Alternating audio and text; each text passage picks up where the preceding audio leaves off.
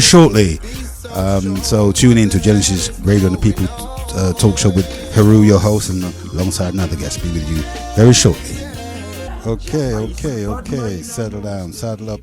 Let me just say welcome, Heru, to the Genesis Radio People's Talk Show and this wonderful and beautiful summer's afternoon. And it's so great out there. I hope you are kushti, and I hope everything is copacetic and you're getting in your hopes and dreams, and you're sitting there with a nice cool glass of beer or fruit juice if you like, but and you're in a lovely environment as it is so summery today, going hitting some 30 degrees in the southeast side of things, in the neck of the woods. So it's just beautiful. Enjoy it, and I want to say it's a privilege and pleasure for me to be here once again with you. It's Heru, alongside a good sister of mine. She's outside there just taking in some of the coolness down here. We have our engineer on board sorting out bits and pieces. That's why we're not really ready to fire, but we're going to go in it anyway because we're late anyway. So story of our lives, right? Yeah, I know. Well, we're used to black people's time, aren't we? Yeah. So, what you're saying? How is it going?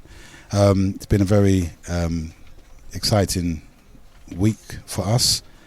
Month really. It's been one of great expectations alongside the community neck of the woods, as far as the community is concerned, as far as yourselves are concerned, and as far as understanding is concerned about ourselves. We do this daily. We stress ourselves as who we think we are, and we may be right, we may be wrong. I don't know, but maybe it's a guessing game. Are you right or are you wrong? And we want you to express yourselves in the best way possible, with the respectful mannerisms. We don't want no browbeating, no bullying going on here. If you've got something passionate to say, one sec.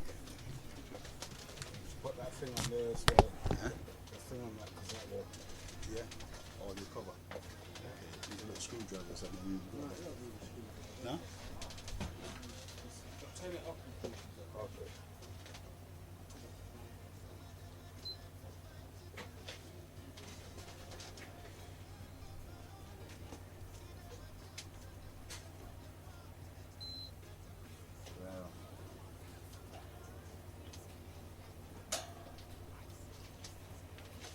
Okay, right. Here. I ain't going anywhere.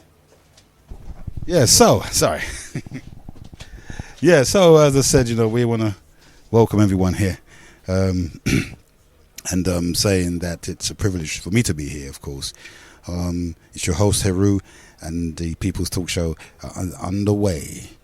So we want to say, thanking the engineers on board here, they're sorting out bits and pieces, work in progress.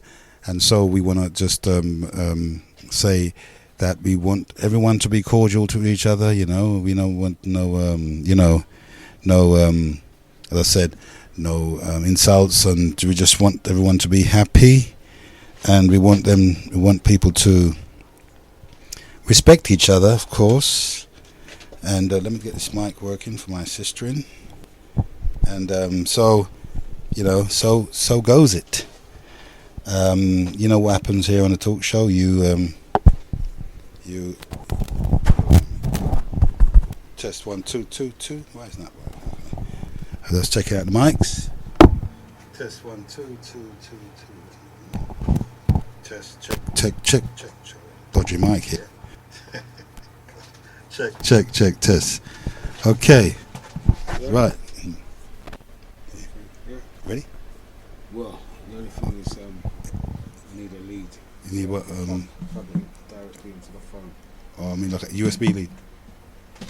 Lead over there. This? One of these leads here. Okay, right. Do you have one of these leads floating around? Yeah, this one we put it on this, isn't it? No. This has got to go in here like this. Yeah, to go where? And then this plugs into the. It goes. This is where we put it. Oh, that's where you put it, yeah? Yeah. Red. Good. You're good to go. Good to go. Right on. Right on. Thank you very much.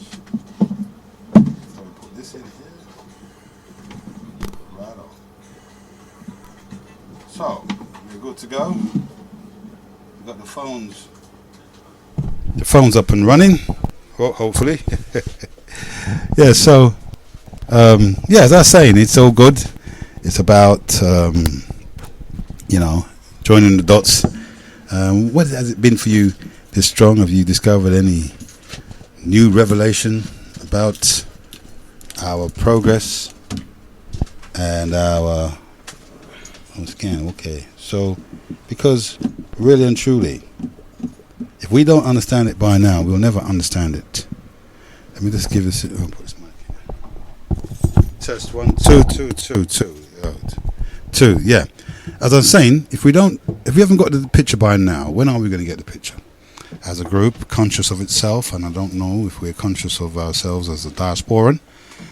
Many people have their own definitions of themselves, I suppose. We can't force anyone to have a definition, because sometimes we would tend to want to force people to accept a definition. Like, I always pee me off when people tell me that I'm black and African. And it pee me off when it tells me that every black man is an African. That's a wild assumption to make, So if every black man's an African, then what is the rest of the world? Aren't they African too? Mm-hmm. So can you see the? Let me see. Oh, hold on. I'm just gonna take it. Yeah. Oh, you got push up. Yeah. Cole. Yeah. How you doing? Can you hear me? Can you hear me? Yeah, I can hear you. Yeah. Yeah. Huh? So you're good to go, yeah? Yeah, I'm good to go. Thank you. Enough respect. Thank you. Right. I hope you could hear that. So that proves that the lines are up and running. I wonder if you can get some volume on this. Yeah, engineer. One sec. One sec. Just want to get a bit more volume on the. Number 1, I think it is. Which one? On the phone or on? Which one? Number 1. Wait. Dennis. Yeah. Just sorry. Yeah. Maybe if we can turn the volume on the phone, maybe a bit better. Just collapse. What about if we turn it on the phone? Can you turn the volume up on the phone? Yeah. Could you do that for me?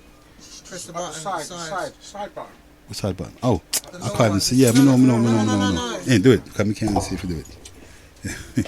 Yeah, right. Yeah, so is it full? Nice one.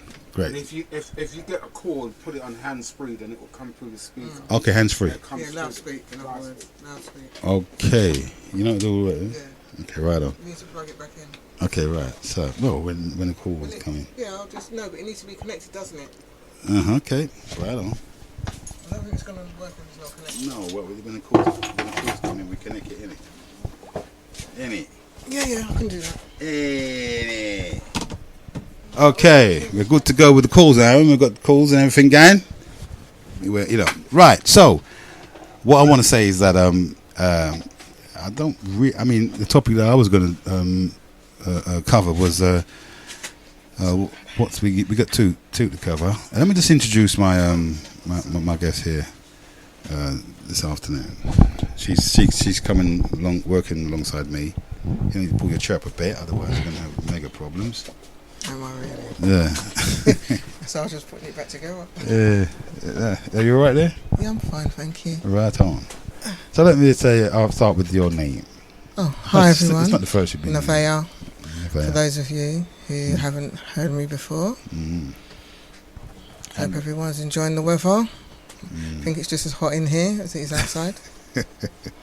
I've got my towel, so I'm cool. I've got my water. You got your warm water there? No, I have my warm water. Okay, cool. Funny enough, I was kind of contemplating, we decided to come in without prior notice. So, but we often have discussions. We're in the same group, right? Yeah. Cross-borough group and all that.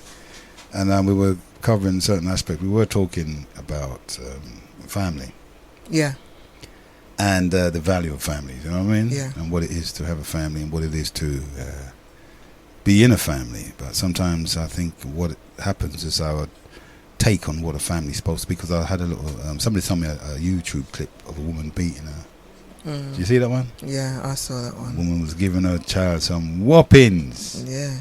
But it brought back memories. Whoppings? Yeah, Licks. but That's not even whopping, that that's is the licks. same. Hang on, yeah, but you know, I saw that and I'm thinking that's kind of remind me back in the day when I used to get whopping. And that's okay. It wasn't yeah. overtly. It wasn't to me. It wasn't overboard. No, to me it is. Oh, come on. You know why I think we have to have this discussion? Because I think time has tempered us, softened us up. You think so? Yeah, as a group, as a black group, I think our perceptions and outlook has gone within the framework of the culture that we're in.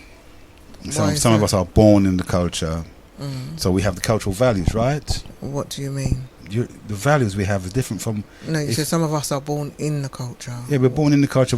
We adapt the cultural values. It's not a problem to do that, because it's obvious. That's just like... That goes without saying. You know what I mean? If I was born in Mexico, grew up in Mexico, I'd have Mexican values, right? I'm not going to have my own values. You know what I mean? Well, everybody has their own No. values. No. This is what I'm saying. You don't have your own values. It's wrong. What happens is when you're born into a culture, you have cultural values, the upbringing that you, schooling, educating, and it's not a crime, because that's natural. If we grew up in Africa, we'd have to follow African cultural values, and so it's not a problem. So I said to you that I think we're kind of softening up, because in Jamaica, when they came to England with their values, their disciplines and bringing children up got in conflict with the Western value. I think it still does. No, but so we can't really talk about whether it's wrong or right. What we have to say about that is that we have to look. That's the text line. Yeah. Oh, that's the number. Oh, right on. Yeah. Let me just. Yes. I need to put this number down. Yeah. The number for the hotline. Let me give it out now. Is 07404 367618. Now repeat, 07404 367618. Put it in your phone. Do you want me to put it in my phone? Because it might be, this is a text line. Okay. See, so we can get it. Oh, there we go. See? Just bring the screen back up. How do you do that with that one? That's an old one, Bertrand. Oh, right on. Yeah, master of the trade. I wish. Yeah, that's why you got it made, baby. No, so looking at it, yeah, I'm not saying it's wrong or right, but what I'm looking at is it's a fact of nature that whatever society that you're in, you're going to be working by that society's values, because that society will reward or punish behaviors which, according to them, that they have agreed upon. So sometimes I get sort of peed off with people trying to say, let's have our own culture, let's have our own values, let's have our own schools. How can you do that in somebody else's society? Yeah. You know, you can't go in someone else's society and demand that you have your own cultural values. I mean, if you're in an enclave where you all gather, you know, you maybe like in Chinatown where all the Chinese get together, I mean, then they can live by their cultural values, but at the same time, the overarching values of the society, like how you discipline your child, comes into fore. But what happens is we tend to judge people by it. It's like that woman whipping her child, and they say, it's whipping her, but it didn't. Back in the day, before they brought this Child Protection Act in, you know, people used to get some whipping the same way. Even the Europeans get some slap in their face. I saw them back. But is it being judgmental? It is being judgmental as far as I'm concerned, because I'm saying to myself, well, you know, a society will dictate to you on what are values, right? And they will have the right to impose upon people, because people have chose to be governed. Yeah, but remember you see the key word, chose to. That's right. Yes, that's what they say. Not everybody. No. I don't. No. No. What I mean is, obviously, some make the choice to abide by the rules as such, and some, like me, don't chose not to. No, because the government are not growing my children. I'm growing my children. Yeah, but you still can't do what that woman done with your child. Yes, no, I wouldn't do it. But if I chose to, then I would. The reason why, but you haven't chose to. no, because growing up, I had a good whooping, and it can either do two things. What? It can set you on the right path, or it can set you on the wrong path. What's it done for you? Wrong path? What it done for me? It set me. I believe it set me on the right path. Ah. No.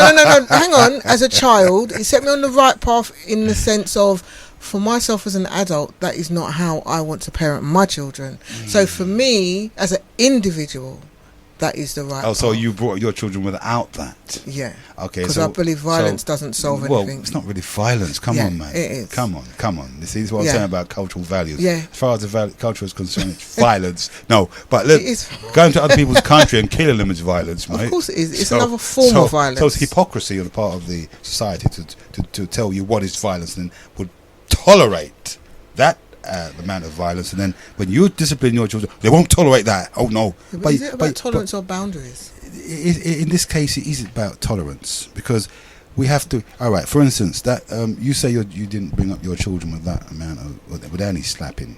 Oh no, they had the odd, but it wasn't like a box, like what I would call hardcore punishment, because I believe two wrongs do not make a right. You shouldn't You're have being to. philosophical, aren't you? Kind of, because two I know. wrongs don't You're make being a right. you're being a politician. You are. I want you to be a woman, a mother. I am being a mother. I don't want you to be taken. I politics. am I don't being want you to talk I'm like not- a politician. Listen, I'm not. No, do you know what it is? Because I know how I felt Yeah. as a child. It's got nothing to do with coming out of my culture, because I raised my children as Caribbean children, and they're raising their children as Caribbean Why do children. you say that, even though? I don't understand. because that. Why do you I say- was grown as a Caribbean girl. I don't understand that. With Now Caribbean. you're Now, hang on. confusing What me, I mean, Patrick. okay, I'm English. I'm British. Yeah, I'm British. Yeah, you can tell. All right, she's that all old sat accent, loud you know, and that old that, cat man. figure accent. Boy, yeah. But at the same John. time, I didn't grow on. As a child, my dietary was horrendous. Yeah, I didn't get the typical West Indian meal. But then when Dumpling and thing. yeah, only when my mum felt to do it. But when I did interact, it was a white lady. I watched her cook chicken, rice and peas. Yeah, that was Stop. how I learnt, I swear. And I thought, oh, But Didn't taste- sorry, but you're not Yeah. telling the whole story. no, So- I'm telling the whole story. No. I'm leading on to my parenting. No, but Why? I really would like to say that because Oh, you want me to go in depth? no, because I know you didn't have a straightforward upbringing. Okay. And that's what I'm saying. So Yeah. people would be under the impression Yeah. that when you see a white lady cook the rice and peas, you say, Okay. people say, "Where's your mum?" Oh no. Basically, it's my dad's partner was a white lady. Okay. Okay. The picture becomes And clearer. what happened was, when I was 13, I ended up at their house for a few weeks in the holidays, and I was observing her because I'd never observed my mum cook. Yeah, because we wasn't allowed in the kitchen, part of the discipline thing when she did cook. So I observed it, and I was like, oh, okay. I went away. I thought, let me try that, and I tried it. Give myself the most horrendous stomachache. How many times until I got it right? And then as a child, there wasn't other West Indian families, black families. It was just our family and a white lady. I didn't see her partner, but she had mixed race children, and that was it.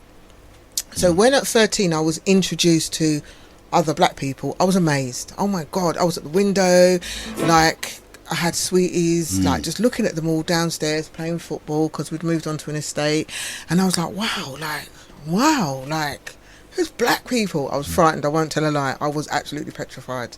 And I sat up at that window for the whole week just looking down. Hold on a minute. No, for real, because what you got to remember is where I grew there was no culture, there was no black people. We had to move because the racists were smashing my Where mum's was car that? window. But Bellingham, Catford. Aye. Used to smash my mum's car window when she was driving, like smash out the house windows and glass in my little brother's cot and things like that. So we ended up moving to Deptford, which was very multicultural. That was the first place I ever saw another black person, and also it was the first place I saw an African person, and a Jamaican person. So what age were you then? I was 13. So I was by then 13. you'd have already gone to school. Oh yeah. And when you went into school. In school there was a lot of other black kids. Well, there you go. But when you go to school, it's like a job, 9 to 5, and then you go home, then you're in a whole different world. Okay. Do you understand? But I my social skills weren't good because I wasn't accustomed. When I saw the loudness and whatever, I was like, whoa, like, what's wrong with these people? And obviously I was kind of pushed to that. All my friends were white and everything. My first partner was white. It was that sort of thing. Yeah. But and then I started You know what you've mixing. done, don't Yeah, I started mixing and I was like, I loved like reggae. When I was introduced to reggae music, oh my God, I fell in love. Dance hall, oh my days. Well, dance hall those times. I don't know about the dance hall now because it's going to be funny, but dance hall was just like, I loved just going out and dancing, and it made me feel free, made me feel like me. And I was like, you know what, I'm proud. People would automatically say, because I had kids with a white guy, oh, you've lost yourself and how can you date a white guy? But I said, you know what, I am who I am. I know who I am. You don't have to lose your identity to date a different culture. Do you understand? He was an Irishman. He never lost his identity. So you think that I'm going to see how much people have the same opinion. If you're out there, you're listening to the show, listen to Heru's show and the People's Talk Show, and Sister just said, you don't have to. You don't have to lose your identity if you're dating outside of your culture. And what we know of a lot of the fringe groups today that would argue that point until they say no, stick to your culture. Because I listened to a program today on the radio, and somebody played a clip of a white guy called very old, maybe some in the 40s, and he was telling that why we shouldn't mix with black people, red tear, and all that, and we contaminate. We as whites are contaminating ourselves with mixing with blacks. Yeah, but that's a bit of racism. The term, but I don't understand the term racism because I wouldn't call that racism. Because in fact, the term race is a misnomer.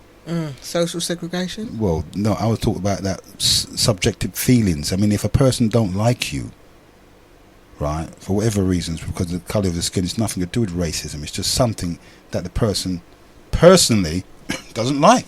Doesn't like black people. He just likes white folks. That's not racism. I don't know where they put this term. Okay, so what is it when you can't date a black man, but you can be friends with a black man? Who said that? So what is that? But I myself, at one stage, I said to my kids, my daughter will tell you, don't you come home with no white man, because if you come home with one white man, that's the black gone. Yeah, but you came on, but they were born from a white man. They were born from a white man. But so why would you go and tell them about their own people? Why? Because I'd already gone through that struggle. I'd already gone through that headache, so have you learned heartache. Have I learned something? I myself, I've changed again myself. I would never say to my children, do not date outside of your culture, because it's not about the colour of your skin, it's about the respect, the love, how the person treats you you are as an individual. Yeah, but your children got dual culture if they're mixed race, you know what I mean? So you can't really tell them that. But what is their culture? What is that? They're black. Okay. Their skin isn't white. They're not going to be treated as. They're not going to be more accepted by one culture than they are by another. Black people are more accepting because of their skin tone. The only thing is, people are quite unsure of their nationality. Like they've been asked all kinds of things. They're Spanish, Brazilian, but people don't see me as them. And when they say, like, I was at the shop with my daughter the other day, and my daughter was talking, she said, "Yes, my mum." I was like, "That's your mum?" Like, yeah, you know what I mean. But I kind of like it. Yeah. You're live on Genesis. Loudspeak. No, is it loudspeak or handset? No, loudspeak. Yeah, go on. I can hear you. Go on. Yeah. I can't hear you there. Handset. Not loudspeaker. Handset. That's loudspeaker. Handset. That's it. I can't hear him. Ask him to hold 1 second. Bertrack, hold on a minute, Bertrack. I'm trying to see if people are picking you up. I don't know if they can hear you. Hang on. They'll keep talking. Paired. It says paired. Paired. Yeah, go on. Just keep talking. Yeah. Turn the volume up. Speaker up. Can you hear me, Bertrack? Yeah, I can hear you. That's better. Yeah, right. Yeah, carry on. No. Well, what upsets me is that any culture, to anything, and unfortunately, throughout history, things have happened. And there are lots of people that oppose racism, but unfortunately they're still going past racism. And another thing is intolerance starting to come up. But away from the subject of intolerance and racism, I like the fact that you have come here, opened up the lines, spread out the vibes, the sun is shining and everything. But there are things that you're trying to talk about. I mean, for example, I never grew up with dancehall music. I grew up with Turkish music and not much English music, but I did know some of the pop bands. I Simply Red and everything. The reason why I started to know dancehall was I started flicking through stations, because at the time there was no tuning. Yeah. There was a music set, and and then I came across a DJ, and it was on another station, and it used to just now. And then I started to tune into another station. I didn't hear the talk station of that station at the time. And I never knew if Genesis existed. I came across Genesis way after Power Jam shut down. If it weren't Power Jam right now, I would have known the patois talk or the thing talk and the deepness and the life that opened me up in. Because this is how the tolerance, and this is how the things, and he was right in one way, saying that, the European race is doing all this and this and this and that. And I started to know some things, and I started to get myself aware of some things as Turkish man. And I started to know now what these people are trying to do and pump up all this racial thing right now. Especially, there's some people that they don't want to marry a Muslim, and when they become Muslim, their family said, you know what, you're not my blood anymore because you turned Muslim. You married a black person that is very understanding, very thing, you're not my blood anymore. But especially now, it's happening more towards Muslim, and I see now that the hatred now, that black people now are getting the hatred towards, and I've seen this, they don't show you this, but I was just having this information. I don't know if it's true or not, but black people are now thinking against the Turkish people, and they're saying he's an easy target, so let's hurt him more. He's a Muslim, he's an easy target, let's go and pull down the hijab. Yeah, but Bertrand, they're infuriating all this violence. Bertrand, just one sec, but we're not really going to be discussing racism here. Yeah. What we're talking about? He's talking about the mixture of culture when you marry outside of your culture. Yeah, we do. Yeah. Family, we talk. Yeah, okay. Culture of outside of marriage, and this is what I was trying to explain to, that someone could marry someone that's totally different to their blood, to their thing. Someone can marry a Christian person. Someone could marry a Swedish person as a Muslim. And I'm just talking from a Muslim perspective. Yeah. But some people, just because they married a Swedish person, they don't want to think they don't want to talk to them anymore. They don't want to think to them anymore. And I'm seeing these things are happening right now. Yeah, but what about the family side of things? I mean, and would you say? I mean, did you experience discipline? No. What kind of discipline did you have? Were you brought up on? Did you get licks? Did you? No. I was disciplined appropriately. Very appropriately. And when I was brought up as a child, I was brought up, and everyone is disciplined in the family appropriately. May I ask? Sometimes. May I ask, what do you mean by appropriately? Like, how was you disciplined? Were you smacked? Were you spoken to? In what way was you disciplined? When I was doing some things that were like silly, as in school, and I was doing inappropriate. Sometimes I was young then, and I used to bully this disabled person. I used to bully him, and it was a special school. And however, sometimes when I was doing this, I remember one time, you know, I was bullying him a lot, and however, I was sat down, you know, Pops, he would discipline me appropriately, which means, you know, slap sometimes. When I was used to say some things like, I don't like Arabic people, I don't like black people, or when I was saying to, and at the time I was only young, and when I was cussing different races, then when it got to a situation, then I was taken and I was disciplined appropriately. Maybe a slap in my face, maybe, you know, appropriately, but not too over the top. You understand? Appropriately. And I can't describe it, but I sometimes deserved some of the things, basically, because I was going over the top.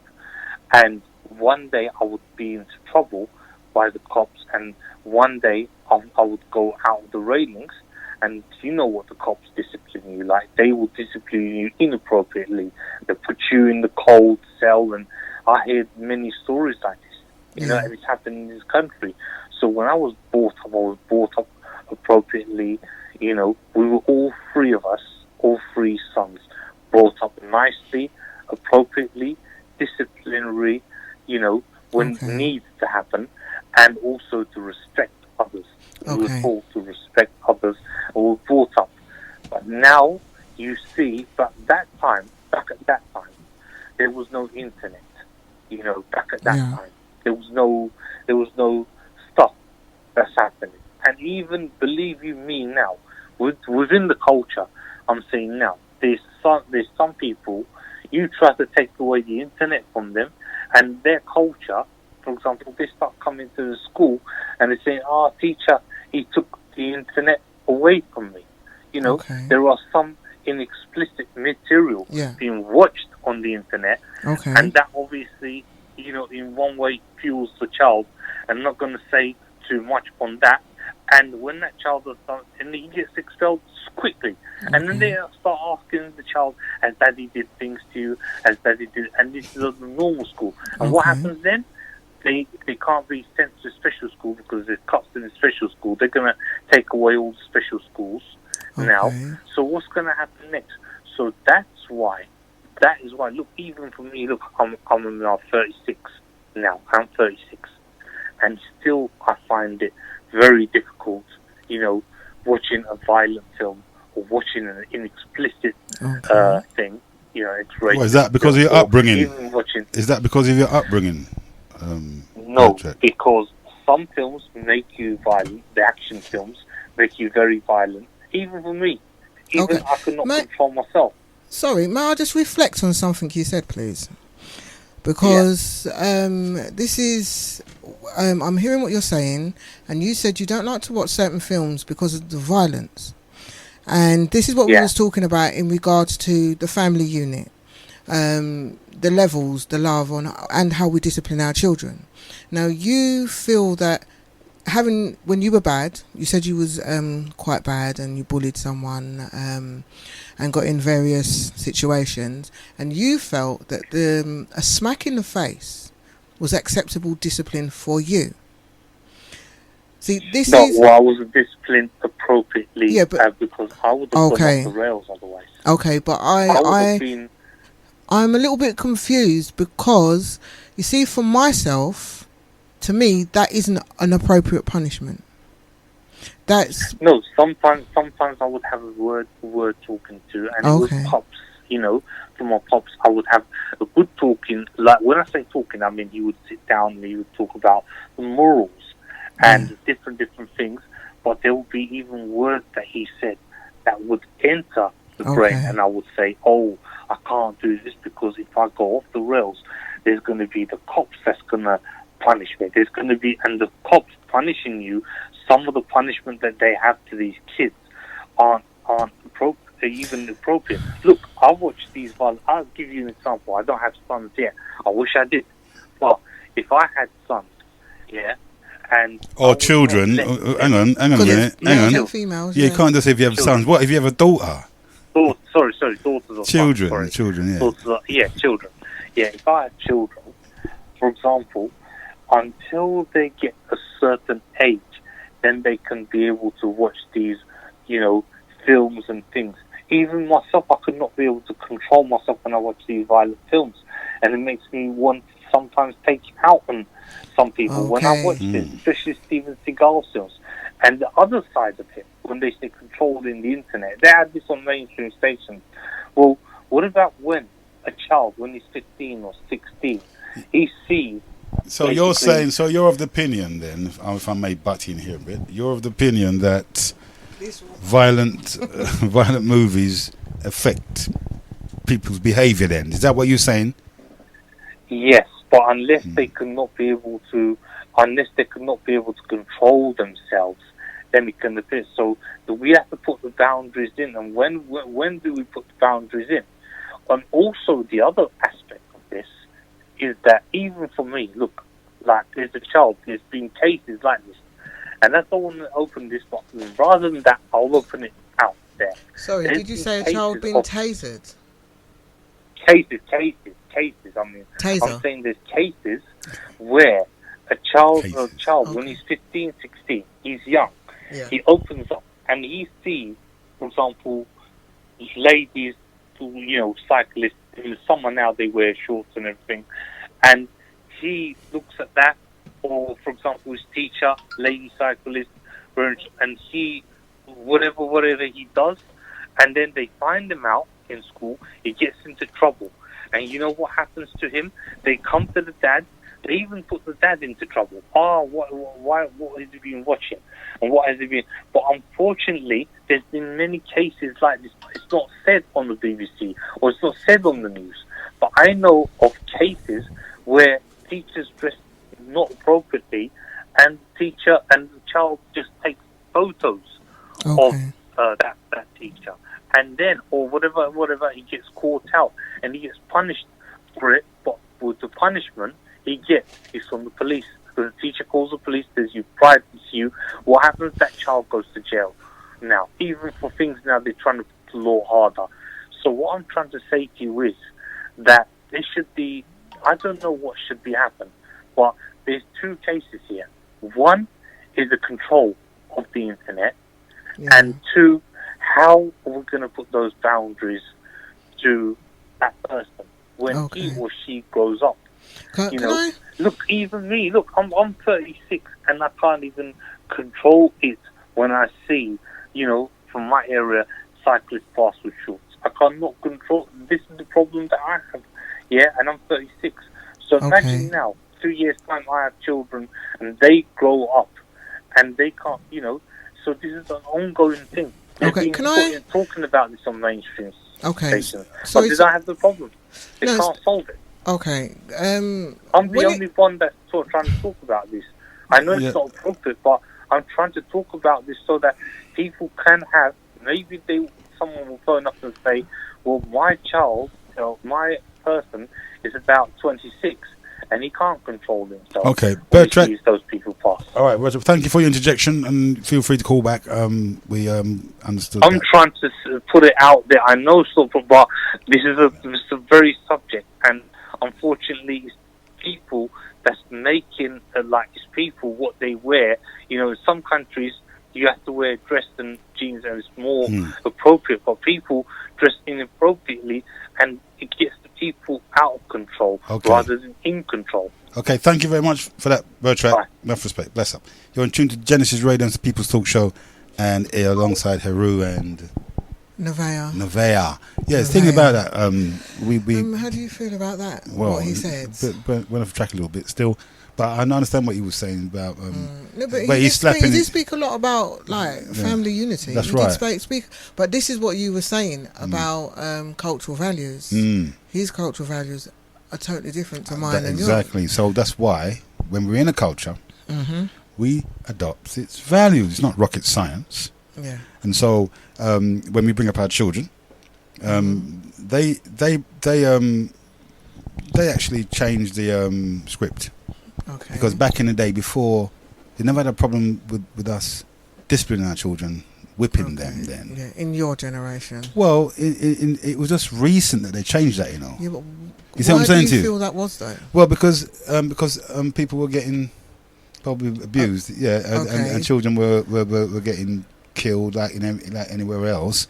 But sometimes what you can do, what we can do, you can sometimes try to crack a nut with a sledgehammer. You see what I'm saying? And I'll throw the baby out of the bathwater. Now look what we've got as a result. Indisciplined children. You think the children back in the day could never walk around? Hold on, I tell them, mum, F off, mum. You know what I mean? I've had my life. No, you've had your life. Now you have mine. You know what I mean? Fair.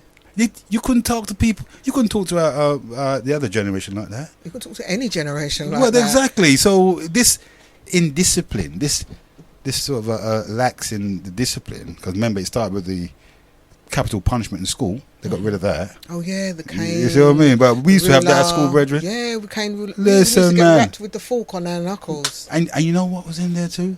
These paedophiles were in there as well, and they enjoyed whooping the children like that. Oh yeah. You know, and they bend over. You know what I mean? I remember one time I was in school. I take it you got it. Remember that one at school, and the teacher said, "Bend over, boy." And he was there talking, and I was watching this brother getting caned. And he was talking. Now this is going to hurt me more than you. As he was talking, he was putting this cane around the diameter of the brethren's rear as he was talking. You know, we didn't think anything of that. You don't, do you? But I used to watch him stand there. Now this is going to hurt me more than it's going to hurt you, boy. And get on with it, like, you know what I mean. But he was like having his little perversion there. Yeah. You know, and whopped him, and you see, kind of, you know, now we understand what was going on, but it still doesn't take away from the fact that in most schools throughout the world, you do get a rap across your knuckles, or you get the slipper to drive home the point. But the thing is, sometimes it doesn't drive home the point, because when you're touching on school discipline, I remember, I'm not going to say the girl's name. I haven't seen her since we was at school. This girl always, I will mention the teacher, his name was Mr. Sessions, What school? Primary school, Elfrida Primary School. And I never forget it. Lucian? Yeah, Lucian Borough. But Bellingham again, Catford girl this. Right. And what used to happen, she used to get in a lot of trouble, but not because she was a badly behaved child, but because she was very rebellious. I don't know if her mum was a black activist or something, but she was very, very rebellious. I found her really fascinating. And she would get disciplined a lot. And Mr. Sessions had a thing about, hold out your hand, hold out your hand. And what he would do is he would make us do tea duties. So he would bust up our hand so we can't hold a pen, and then he would get you to make a cup of tea. So this particular day, I never forget it. The day before, he smacked her on her hand with a ruler. Her hand was red raw. Really nice girl she was, Wendy. Black girl? And then, and she was mixed race. She was the first ever mixed race person I'd ever met. Okay. So the teachers, Mr. Sessions says, blah, blah, blah, blah, blah. Wendy, blah, blah, blah. Can you go you're on tea duty? So she went out. She came in with this tea, and she came in with this little cat smile on her face, and I was looking and I was thinking, I've seen that smile. Yeah, that's a dangerous smile. She didn't say nothing. She went, she put the tea down in a saucer, and he picked up the tea to drink it, but as he touched his lip, he began to smell the cup. Oh no. And the whole class was just looking. Come on, where's trying to say the cup? Do you know what she did? What? She put bleach, she put Ajax, she put all sorts in there because she wanted to poison him. Because she this is what she said. He is abusing her. If you don't receive violence within your own home, you should not go into education and receive violence. That's a bit much though, isn't it? No, but when you think about it, That's over the year, over you're the constantly... No, but it's like a dog. How many times are you going to beat it before it turns around and bites you? Yeah, but we're talking about people here. You know, but it is the same. Okay. You can punt... Okay, all right, you have people that go off the rails. Some people, they go through... Oh, I've never heard a teacher be murdered back in the day because of that. Oh, yeah. Have there? Not because of that, but I've heard a teacher be murdered. I've heard teachers be murdered. But in my time, right, because of the slipper and the cane, I didn't really have nobody getting murdered, stabbed up or beaten up. Teacher got murdered because he gave somebody the cane. Although we got to a point where the teachers was, becoming physical. We actually want to become physical too as a youth. Okay. And we say, no, we're not going to bend down. Okay. You know what I mean? That's where the rebellion came in. So you was excluded if you did that. family-wise, how did your... Because I believe that when it comes to culture as well, and the family unit, how did your parents accept the discipline by school? Because some parents... They encouraged it, brethren. Really? Yeah. Good teacher. You know, you go to school and say, teacher, if he don't behave himself, whip him. Really?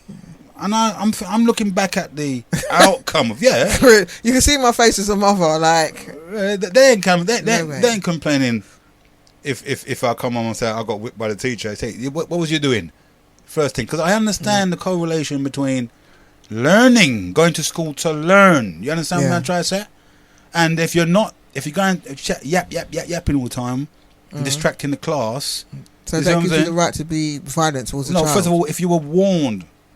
It's no excuse. No, hang on a minute. Check it out. If you were warned not to do something, and stop disrupting the class, and you kept on regardless, you're entitled to get punished. Whatever punished. Entitled. You're entitled to get punished. But why in a violent manner? But then you yourself would administrate that to your children, right? In a sense.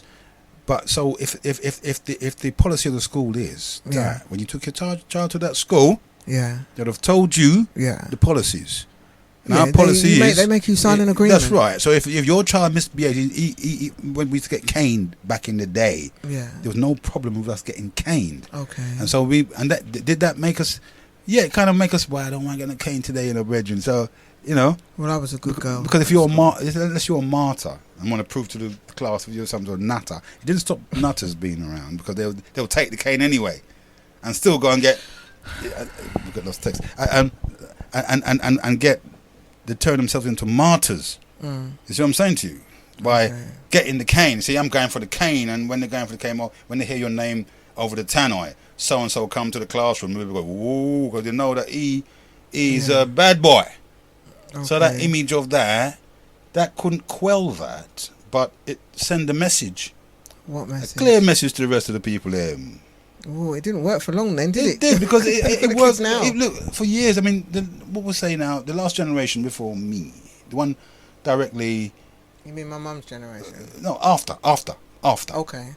Right, up until me. You mean my generation? Yeah, your little generation. Yeah, our generation was good. No, but hear what. So, I find that in my generation, there wasn't as much crap going on. In mine, there was zero. With the children, right? Like postcodes. Yeah. Stabbing up and shooting up. Yeah. Fight, if you got a problem with someone, we fight, but we don't just finalise them, taking them out. Yeah, in my generation, what we did, we didn't have it. We had so much racism going on. They were locking us in no, for real. They actually locked us on numerous occasions in the building, locked all the fences and gates. So you couldn't be my daughter, though, couldn't you? So you couldn't. Of course, I could be your daughter. I don't. Why couldn't I be your daughter? Of course, saying my son's generation. Yeah. It was okay. So how old is the son you're talking about? My son's over 40. Okay, 41. so I'm over 40. So yeah, but you're not as old as you. Anyway, let's not talk about. Only a few years behind. All right, come on, I might as well tell the whole world now. Innit? It's okay, I don't mind. No, but I'm saying, yeah, from after my generation, yeah, everything went downhill.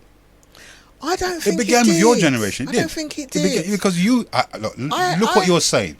You said that you're not going to bring up your children in the same fashion as your mum brought up. Right. So that's where it went wrong. Because I said, I'm going to bring up my children in the same way my parents brought me up. So but why did it go wrong? Why did it go wrong? It didn't go wrong because we brought you up. Yeah. But you said... I'm a good standing citizen. I don't know about that. but you said that you said that you're not going to discipline. No, that's right. So the culture stopped. The buck stopped with you. It didn't. It did. The only thing that changed with me... Now, hang on. I'm sorry. Hey, let me tell you why I know I didn't go wrong.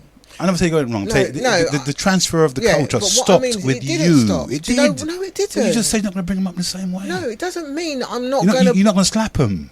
Well, why should you need to be slapping your child? Well, this one's... Okay, you see the difference? You no, see? hang on. You see the difference is, which I think is where the misunderstanding is coming in. Yeah. I don't I'm not one of them people that say children should not be smacked, because some children deserve a good rasp box. Yeah, some children are so out of control they need a check with reality.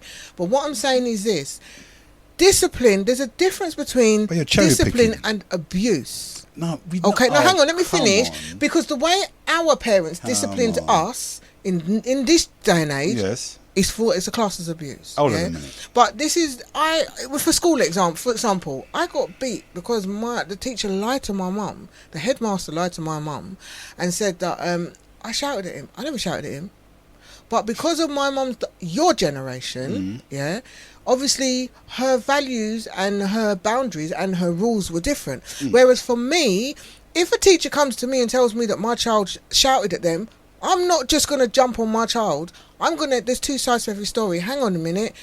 What happened? Can you tell me what happened? Explain to me what happened. And then I will come to, because I've had situations, remember my kids stem from 10 to 30.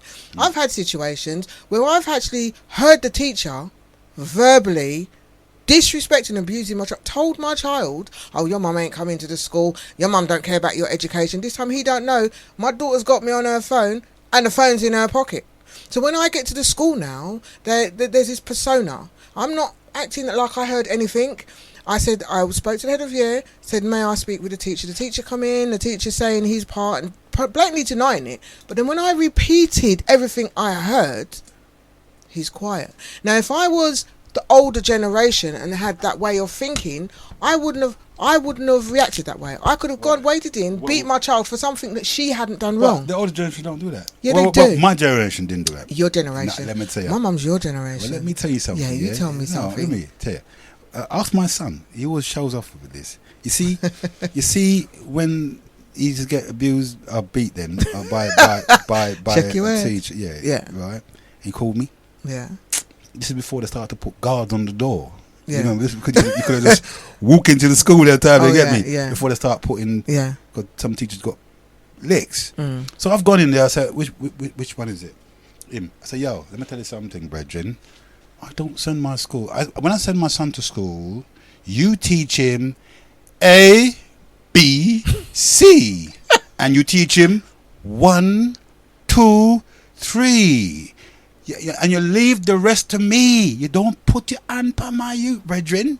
When he's at my house, that's what I do. Okay. You don't do that. And at any time, again, you call me back, my son call me back in the school, for you putting hand on him, I told him what I would do. And how old was your son? He was about 14. Big boy. Did you not think that your son could have been a bit cheeky? Exactly, but I wasn't considering that, brethren. Oh, but that's my point. You're doing exactly the same. Yeah, but the generation, what you're talking about, who claim you thought sell out and did all of that. We were quite protective, but... And we weren't. We aren't. No, because the thing is, I find when the children are out of order, right, and you ask the children, oh, what happened? To me, if I wouldn't speak to the teacher in front of my child like that, if a question like that came up. Okay. Yeah. I would have requested just to save face for discipline. Otherwise, if a child got wind of that, I did that, he would play up all day long. You think so? Well, I'm telling you. Why do you say that? Because then he would, you can't touch me, mate. They would take liberties because they don't have that control. No, it's not always true. I've had incidents like that. I've never threatened a teacher, but I've made sure that I've gone in the class and I've made sure everybody knows what time it is without showing aggression and violence. I know. But just talking, because my daughter used to get bullied because they didn't know what she was, because she's mixed race and she's fair skinned. She was getting bullied by the black kids and she was getting bullied by the white kids. She didn't tell me. It was another child in the class that told me, and I went in the class and I spoke and I said, I want to know who it is. Said to the teacher, I apologise for this, but obviously you can't ensure that my child is okay at school, blah blah blah.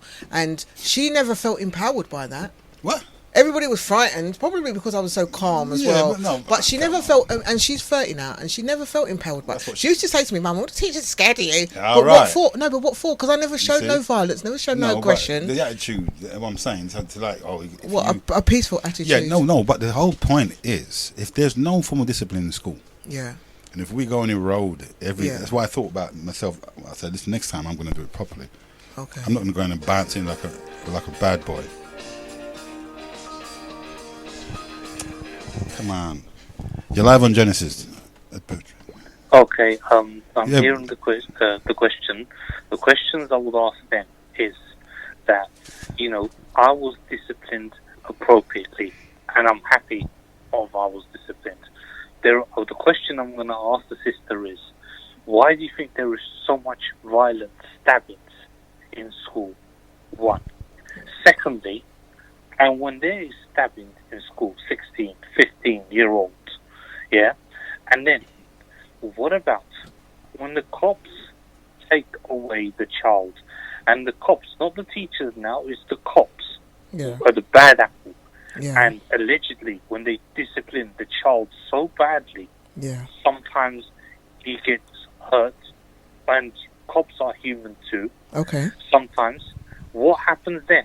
What happens then? So may I ask your name first, please? In your child's thing. Bertrand. Okay. Hold on, Bertrand. Sorry, before you start. Turkish. So there's two questions you want to ask her, right? What's the first one again? The first question I'm asking is, and I'm not agreeing with the discipline part, how comes now, that they can't lay a hand on their child now, and if their child has done something wrong, now why do you think there's so much knife crime, gun crime, and violence? And this is not just in England, especially in Sweden now, you can't even lay a finger on your child. And that child gets out of control. Either they get taken to an abusive foster, not all foster parents, but when they do get into an abusive foster parent, the foster parents, abuses it, and that child goes on the rampage. And what's the second question? The second question is, when the child stabs someone or and starts to think, this is so good, this is fun, plays with the knife, and you can't stop him, or you can't, and that child gets caught by the cops, and he becomes very stroppy with the cops inside the cell. When you find out that your child's been beaten up so badly inside the cell, very inappropriately, then what are you going to do? Okay, you can complain against teachers at the time, but now it's the cops that have taken over, the bad apple, not the good ones. Okay, the bad apple. You're going to listen off. You listen offline. Okay, thank you very much for that, Bertrand. Thank you. Now, the first question. The first question. What are you going to do? Is what would, because you can't touch them. Okay, well, and this is the not thing the police, is, it's the teachers. what I do like to highlight is, as much as there's a lot of bad kids in school, there are equally a lot of good kids in school. So it's not just all children are out of control. And the problem, I personally believe, I can't speak for the system. I can only speak for myself and what I've experienced going through school with my children and myself. I think the problem is partly that people's boundaries are different. But you can't touch your children. No, you can't. But I think the reason the reason why that accumulated is because people were not. They were borderline in discipline with aggression, with anger, with abuse. All right. For example, I've seen even though these rules are in place, I've seen a teacher grab a child up by their throat. Now that person is supposed to be setting examples. Do you understand what I'm saying? So I think these rules are kind of. I think they originally were put in place to protect children, but I think it's gone a bit over the top. This is what I'm saying about the sledgehammer and the nut. Yeah, you see what I'm it's saying gone a bit over the top because they're taking away too many parental rights and because teachers discipline, right? Yeah, because teachers now what they're facing now in school is. I'm gobsmacked. Yeah, but what you're saying though, it's changed from what you're saying. No, it has changed because remember, I was talking about my generation. When I was talking about my generation. The younger generation. When it comes to knife crime is, like you said, all over the world, all over the country, and sometimes it's not just as simple as that. Not everybody will just pick up a knife and go. There's different reasons. Some people for mental health, some people because they just have no self-control, some people just because they're just bad. So what about the youths that don't get in trouble? Well, you've got children like me. Yeah, what? I've never got in trouble. Yeah, neither have I. None of my children have a criminal record. They've moved around groups of people who were not what I would call savoury. But can I just touch on this police station thing? Because What I don't like is, we have some bad police, but we also have some good police. And I've got vast experience of going to police stations with children, with young adults who have put themselves in certain situations and their parents are just not interested. They just don't want to go. Not that, but he said that they began to behave stroppy. Yeah, but they're carrying out the knife and the police stop them and start saying, yeah, but do you know what it is? Because and then they get beat up by the police. It depends on the parents, because that stems from the parents. The reason why I say that stems from the parents, because I always told my kids, my son, my boys especially, because obviously boys are more approached, if any police approach you and you're driving, you drive as close to home as possible. If a policeman wants to search you, you don't give them no trouble. Let them search you, because obviously, they're human. They're just people doing a job. But at the same time, you've got to understand they have certain powers. And if you can't cope with the repercussions of your behaviour, then don't do it. Because myself, I'm not Angel. A lady assaulted my daughter. I'm not gonna lie, I run down, and when I mean I run down that woman, I ran from one side of Catford all the way down to the other side because I was so angry. This woman, she like tore up her uniform, grabbed her up off the floor, like she was only a tiny little thing, and my reaction out of anger was I had this woman over the railings. I wanted the traffic lights to change. I was just going to throw her in the road. The man in the truck was saying, don't do it. But I could hear behind me an echo of saying, let her go. So when I let her go, what it was, I saw a crowd on the other side of the road and I was like, oh no, they can't be watching me. And no, because I was so angry. I had my night clothes on. What? Yeah, I was very angry. I let her go and she dropped. And when I turned around, there was loads of police. And I looked and I thought, straight away, jail. No, not jail, because I'm not a jailbird. I can't cope in prison, so I never thought about jail, But what happened was I backed up against the wall because I thought, you know what, if they jump on me, I'm in trouble, because police are known not kill people, but just beat up on people. But the thing is, I look more aggressive than what I actually am. So I backed up and they circled me and my dog was running back and forth. And the policeman said, we're going to take that dog. I said, what?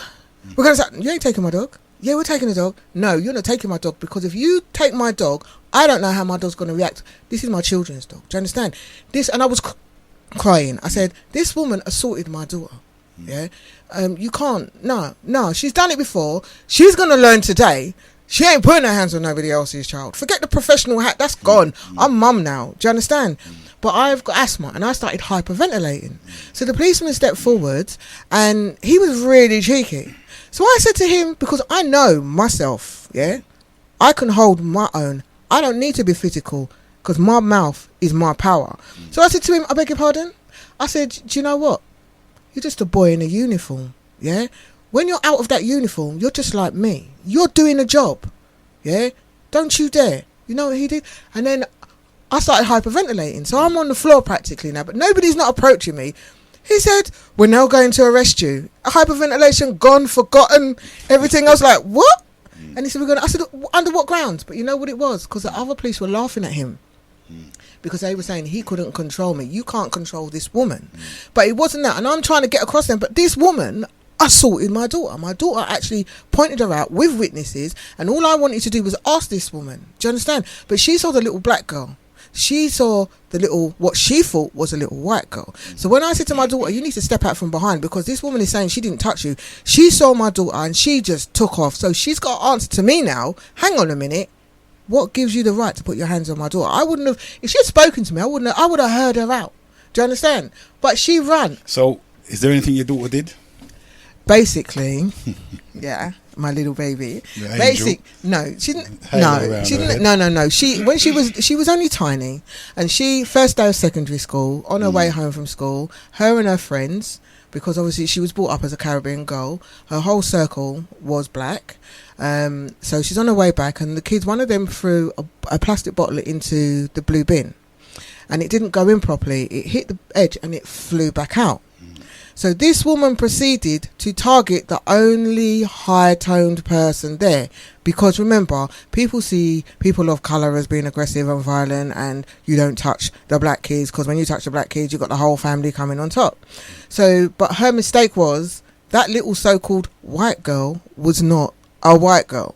Do you understand? So when they came home and we called the police. We, for the rules, called the police. The police came out, and the policeman. This is what the policeman said to me, because she had scratches on her neck. Her uniform was torn up. Her bag was torn up. She was only tiny. She didn't even stand to my chest, and I'm not tall. And the policeman said to me, "Look, love, I'm going to be honest with you. We don't do anything. You do what you feel you have to do." What the police told you? In front of a witness. There was somebody else there. So I said, "Are you sure?" He said, "Yeah." I said, "Okay," because he probably thought I would never see the person. Well, you take his number. Well, what would I want his number for? So when you start offending, you say, "Well, the police told him to go." No, but here's the funny thing. You know when I was telling you about the incident in Catford with the person that done it to my daughter? That same gentleman, policeman, whatever you want to call him, was standing right next to me, and his face was red raw because he knew, I knew who he was. And I said, "You look very familiar." No. I said, "Yeah, you look very familiar." But I didn't, because I'm not a troublemaker. Yeah, my focus was not on the police. My focus was on this woman. In my eyes, I'm a protector of all children, not just mine. I love all children. And in my eyes, this woman had done this before because she felt she could do it so freely. And this is why the children have no behaviour, because the adults have no behaviour themselves. Well, I don't agree with that, because at the end of the day, yeah, from your neck of the woods. No, if coming from your neck of the woods. Yeah, when my family, right? When I mean neck of the woods, I mean your area. Yeah, not even that, but it's just that when we're talking about in the household, what I tell my children when they go out on the street, how to behave themselves. Right? Doesn't mean they're going to do it. But exactly, because I've got my other nephews and things who come from a good home, mother and father home. And, okay, what is a good home? Well, this is what we're coming to that. So, and they were, and they're as wild as so. The question, there has to be a question over this parent and this adult thing. Yeah. Because you could. It's not the adults, it's the children that choose to do what they do, you know what I mean? But again, if you look into that's why I'm going back into the family house now. Yeah. Now you're in the house now, and you have children living there with you, and you find that. Let me give out the number just in case people want to call. The numbers are. You got it there. I'll read some texts in a minute. If you want to engage in the conversation, numbers are 07404 367 618, and I repeat 07404 367 618. Bring you into the studio, and you can text in on the old text line, which is 07931 27 62 and a 32, and I repeat 07931 27 62 and a 32. We'll bring you into the studios. You can text in on that number, and again the other number 07404 367 618 is the live called line. Right, now I'm going to read some texts in a minute, but I just want to say, when we come to the household and what you say it's the adults that don't have a behaviour, even if the adults were behaving good, doesn't mean that the children are going to come out good. There's something inherent in them. I've discovered that because I know children come from good homes, mum and dad, everything, giving them money and everything. But that doesn't make a good home. Well, it does, because if we're talking about a good home, and you say what is a good home? A good home is where the children find solace, they're looked after well, they're loved, they're kept clean. You understand? That doesn't mean that from a good home. That doesn't mean it's a good home. Of course it's a good home. No. It is a good home. Keeping a child clean. Yeah, you can love a child, but not show the child love. Well, no, I'm talking about proper thing, man. Showing child love, man. Yeah, but I'm talking about proper balanced household, you know.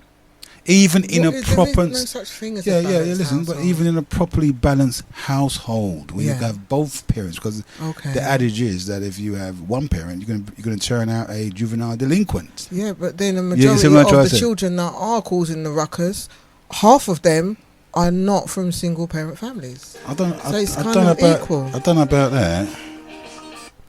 You're live on Genesis. Good afternoon, Heru. Yeah, good afternoon. And to your guests. Yes. Good afternoon. Good afternoon. I think I'll start with the I think you meant corporal punishment in schools, not capital punishment. Is it corporal? Um, Yeah. Sorry. Yeah, no Thank problem. you for that You've correction. got Thank capital you. punishment in your school, boy. That's some serious thing. Well, they hang us, innit?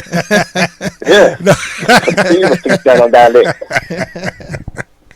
Thanks for the correction, Yeah. bro. You know what I mean?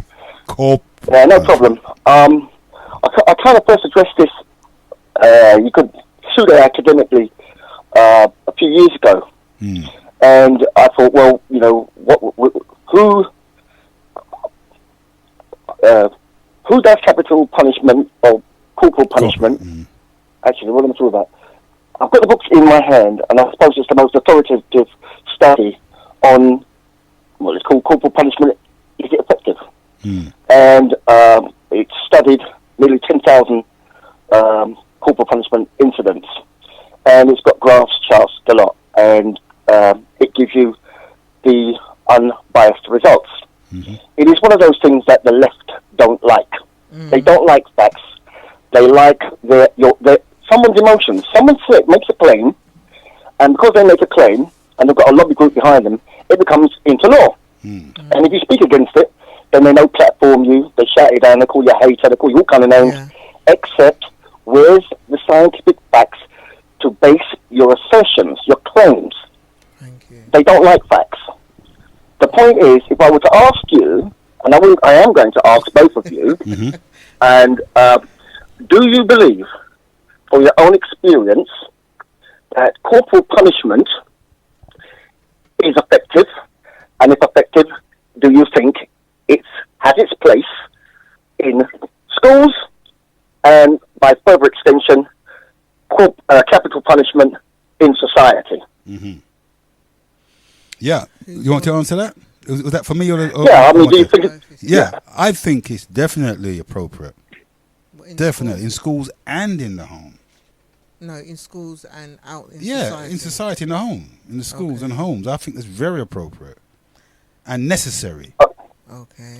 Okay, and do you believe it? Because I don't. do you believe it to be an effective weapon? I.e., No. we give you corporal punishment because we want a better behaved child, for instance. We want compliance to the rules, etc. Therefore, making you a more rounded person as you go through the channels and the various faculties of education. Do you think it's effective? Yes, indeed, very effective. See, we differ. Yeah, I think it's very effective, you know, to be honest with you, because, again from where I'm coming from, come on, mate. From where I'm coming from my upbringing, it's very effective. Because it turned me, Okay. I mean, I never done it. I've never gone to jail, you know what I mean? Okay. Because of my upbringing. I disagree. Oh, I don't know, because the reason being is because, like I said before, it can go either way. You may be punished and it's effective with you, but what you, the punisher, is not aware of, may be experiencing certain things. So it may not send me the right direction. It may send me in the wrong direction. So it doesn't work I believe it doesn't work for everybody. When you're an adult, obviously you're supposed to know right from wrong. So when you're being punished out in society, if it's the right punishment for the crime you've committed, then I'm all for it. But when it's not, well, it's mainly in other countries, like, for example, America, some of the court cases, like, people are going to prison for murder, like, as if they'd gone in the shop and sold a Mars bar and things like that. So to me, that's not appropriate. But if it fits your crime, then yeah. When it comes to school, I think it just doesn't. See, the thing is, we're from different generations. So for me, I didn't see it work. The kids were not out of control, as in they are now, but I didn't see it work. And it definitely isn't working now, because when the teachers are disciplining the kids, they're fighting with but them. there's no corporate punishment anymore. Is that right, Reese? Well, first of all, I want to hear your responses. And you quite rightly coached it on your experience and from your standpoint, which I can't argue with that. That's from your standpoint. And I think your co-presenter has a feeling that it's not right. The book I cited is based on fact. And the fact is, corporal punishment has its place was used because it is an effective tool. It's an effective tool a priori, carrot and stick, reward and punishment. Right. That's right. By definition, it must be without the data. Now, the data is different. The data you cannot argue with. You can ignore it. You can say that's old data. But you cannot ignore its findings if it's the data that's just been presented and someone's done the calculations of the three types of characters that will be will know there's corporal punishment, have it, and continue to do whatever behaviour is and receive it again and again. Something's wrong there. You can have corporal punishment, people know it, and they will say, I don't want it, so I'm not going to do that behaviour. You could have it, and some people receive it, and that once is enough. Yeah, that's right. And then you've got the recidivist. That's right. Who continues to do it. Now, there is no panacea. We humans, we have an innate quality about us, an innate essentialist essence about us.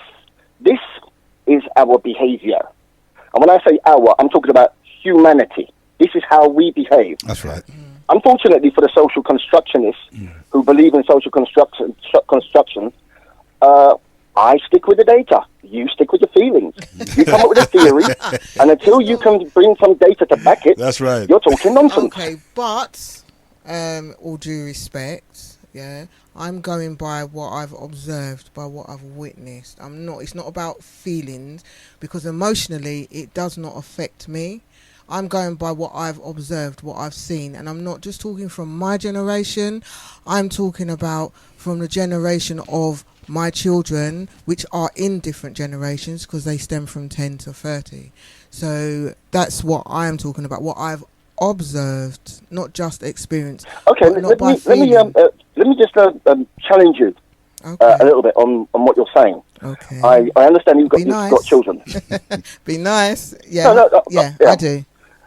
I understand you've got children. I do. And can you tell me when your children, if they're still at school, or school age, and did they have corporal punishment, i.e. the cane and the slipper, when your children were attending school?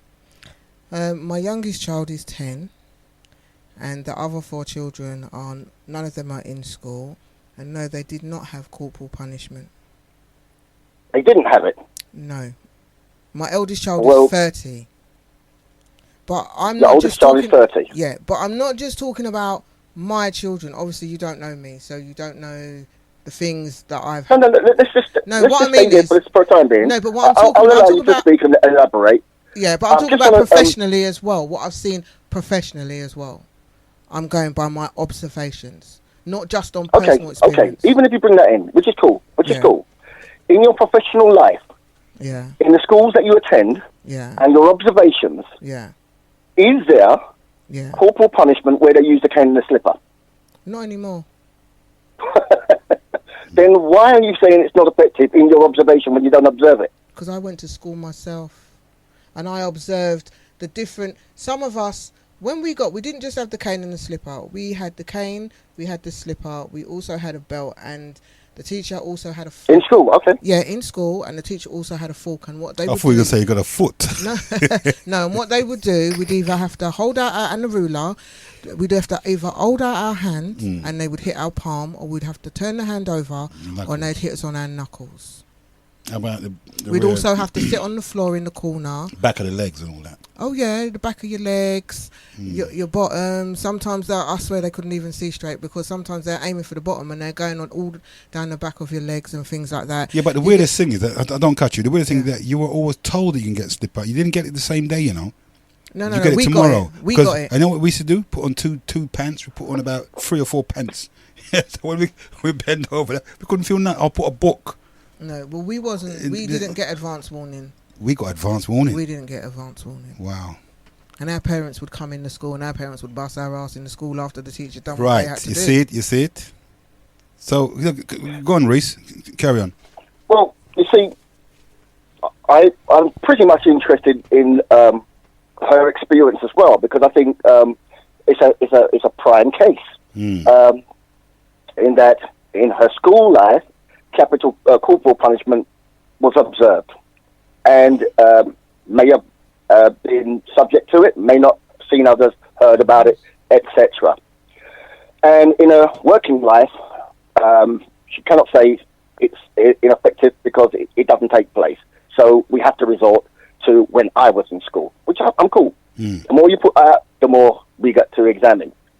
In your day in school, when corporal punishment was around, and therefore parents had the authority to issue out their own methods of corporal punishment, were there, should I use the word mass stabbings of children stabbing each other, jacking up for trainers and shoes, and attacking teachers and killing teachers and stabbing teachers like Mr. Lawrence by the youth? I forget his name now, he's been released now. Were there that amount of violence that were fatal? Okay, that's what I said earlier.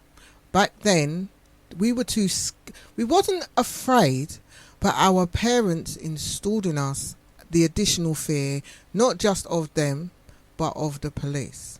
So when I was young, it wasn't heard of. Parents kept their kids in. When it was getting dark, your kids were coming in. They wasn't allowed to be out rampaging the streets. You knew where your kids was. You phoned your mum at 4 o'clock. Mum, I'm going to be at 4 o'clock. You're in at 4 o'clock. The freedom that children have now and from a few years back is different. There were curfews and things like that. So obviously you wasn't going to see it because it was different then. It was different. And the thing is, it wasn't so mixed either. This is the thing as well. Well, I can tell you what the difference is. Yeah. There was parental control. Yeah. And there was authority. Yeah. There isn't parental control now, and there was no authority. That's right. The correlation is, if you want a society in chaos, you take away structure. Structures that the parents have had from time immemorial. Yeah. And since the schools officially were created in 1870, prior to that, there was no official school. To be quite honest, there was no Germany. There was no Italy. And America was, 70 odd years old? 50 years old. Wasn't even that old. Maybe my maths is not that good. 1776 is when America actually became a country. Yeah.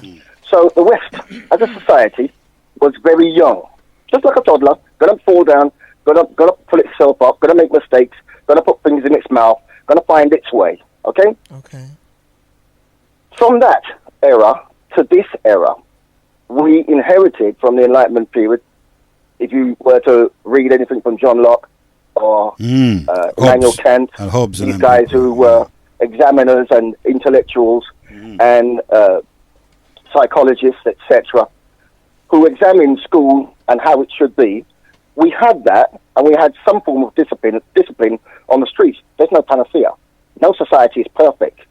And there was there still is, huge swathes of this population that are not very well educated. We only have to look at the Maury Povich show. You only have to look at Jeremy Kyle to see that. There are huge people in this society that are not very well educated, but they've been brought up on a diet that parents do not have the right to have authority. Now you have to examine, when did that start? And I will tell you when that started. A Jewish lady by the name of Esther Ranson took Lord Lou Grave's platform to keep chantering on. This is the same woman who knew Jimmy Savile was pedophiling children. And we know why she wanted children to have rights, because children would have rights, have a say-so. And parents can't say where they go and who's going to tamper with them. And so therefore, this woman, who remember, this is a Christian country, is re-established in 2012. You know the Jubilee, that thing there? Yeah. Okay, Christian country. Okay? So therefore you have to have your own mind in this country to discern what's right and what's wrong for you. You cannot have somebody that hates Jesus Christ, thinks he's boiling in hot excrement, telling you how their way of how your life should be. Because if you take their way and how your life should be, hey presto, we've got chaos in our streets. We need to re-examine exactly at that juncture when this fifth column gained influence in our schools, colleges and universities and gave us this nonsense that we've all taken and thought it's good. Well, examine it. but Examine for what it is. But Reese, it came under the Child Protection Act. So do you feel that bringing back corporal punishment, do you feel that will make a change? Yes, but it's a bit late now to deal with the ones already gone. But for the generation coming up, I think a little bit of more. Okay, do you know why I asked that question? Like I said, I've got a child in school still, and his teacher. All the parents don't like his teacher. I don't know why. They just say, "Oh, I don't like his teaching methods and whatever." I like his teacher. His teacher, when I tell you, you see, if the children start making, if they get to too loud or start misbehaving, claps his hands twice. Silent. Why is that? Silent, because he, I think he's. And remember, he's not using corporal punishment. Yeah, but maybe the threat of it.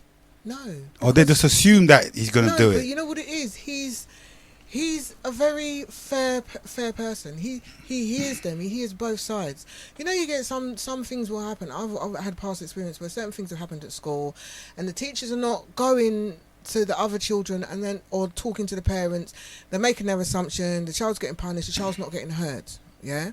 But what he does, he will go to you as the parent, he will go to all children involved, and he will, if the head is called in, then he will go to the head and he discusses with it. That's why I was asking, do you feel that it would make a difference?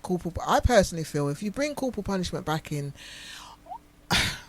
it ain't going to work. I think it would. Do you know why I feel it's not going to work? Because I wouldn't say children are out of control, because as much as you've got bad kids, you got just as probably more good kids, but because they're so good, they're indoors and they're not in the statistics because the focus is mainly on those bad kids. But I personally feel that it wouldn't, because the problem is, I personally don't feel it's about the kids. I know this is an old school saying, and people are going to say, "Oh, you're wrong," but I believe it stems from home. Because if something is lacking at home, it's like for me, if I do not teach my children to respect elders, they're not going to have no. But it's like Reese is saying, if there's no discipline in the house, right, then when you go to school, there's no discipline there neither. So you have to bring in these draconian measures from school. I understand that, but if there's no discipline in the home, and there's discipline in school, it's not going to work. But that's what's happening. The discipline coming from the school shouldn't be coming from the school. There is no discipline in the school. No, like you just said, that teacher there. Yeah, you see what I'm saying? He's one of a few. Well, there's quite a few of them around, the disciplinarians. But it shouldn't be the school that disciplines your child. You know what I mean? No, yeah, exactly. So, but you take away the right from the parents to slap them, right? to reinforce the idea you're trying to bring to them. And if they, I mean, it happened for me. Yeah. And brought me up and turned out a good man, you see. You know what I mean? It worked for me. And and funny enough, I've never beat my children. I didn't have to. You see what I'm saying? Because of the discipline that was in me. Yeah. I mean, I grabbed them up a few times. Yeah. Come here, boy. I mean, listen up. Yeah, but see, grab them up. Different. My reasons were I did not have to physically discipline my children because the way I was physically disciplined, I knew how I felt emotionally, how it affected me. Do you understand how it? Are you still there, Reese? Yeah, I think I've got to listen to what's been said. Okay. We've got another call. Carry on, Reese. Sorry. I feel the way it affected me emotionally and how I felt as a child and as a person, because discipline can go both ways. I don't disagree with discipline, and you know what? If somebody have to wrap up their child, they have to wrap up their child. But if you're going to discipline your child, you make your child know. They need to know what they're doing wrong. They need to understand. You don't just beat a child and then that's it, go sit in the corner for 3 days. Let me interject there. Because I've given her enough rope and so forth. And she's used the word emotion, and I understand it. She's a female and emotionless, and she actually bore the children, and so there is a special emotion where as males, very logical, very logical. It makes sense. It's logical. It may have painful consequences, but it's logical. It's the principle. But is Most people fight over 10 pence. It's not over the 10 pence. It's the principle of the guy dissing over something he should not have dissed over and did something. Now, somebody say, well, you're going to fight over the 10 pence. No, this man is a bully. He needs to be checked. The point I'm trying to make here is, I'm not dealing with emotions, and I'd rather those who would say, I don't think it's going to work. Well, it's never been tried. And when it was tried, it did work. What we have here, though, is the extreme cases being used as if it was the norm. Yeah. And it's the same thing. You would think every second person was a transgender today. You would think you're homosexual. You're latent homosexual because you speak against it. So that all of us are homosexual. The extreme with the left has been played like it's the norm. Everybody is. And it isn't. And then they flood the television. I can't watch that cooking show, Come Dine With Me, without another faggot being on TV trying to say, it's my stage show, watch me insult everybody and act like a pansy. And they're acting. They are acting. It's a lifetime role. The transgenders have taken it one step further and they've said, well, this mental disorder that we've had, we're actually going to live it out. So you can watch a Liam Neeson and say, boy, he really played that well. Or Denzel Washington, boy, he was really good. But that's only for the time being. Next minute, it's going to be acting in something else. May I quickly ask you a question, Reese? For their own comfort, they would even play the role of gangster. And everybody would believe them and take their orders. And some people will get so wrapped up in it until they find themselves in a cell and they say, I don't know what, that wasn't me. I really wasn't raised that way. And then they realize to themselves, I played the role. I actually got inveigled into playing a role. And we are acting. Many people, they're not real. They are zombified. They are repeaters, but they're not very good at self-investigating and observing the real world in which we live in. And data, the facts, the information is something that they don't care about. It's my feeling. And as far as I'm concerned, I saw this. So it makes it the truth. May I ask That's you a just question? your perception and your own experience. But if you go for the data, it's nothing to do with my experience and your own. And I've got experiences too. I've seen it. Okay, but may I I know quickly what ask I'm you a talking question, about. please, Reese? But the data is something different. Go on. May I ask you a question? Do you mind? Okay, because you can ask a question. obviously you disagree, that I have everybody's emotional, males and females, so it's not a female thing. But may I ask you a question? So do you feel I'm wrong? Okay, the reason why I ask you that question is because you're saying I'm going by emotion. What question? I didn't get the question, I'm getting sorry. there. I'm getting to the question. Yeah. Oh.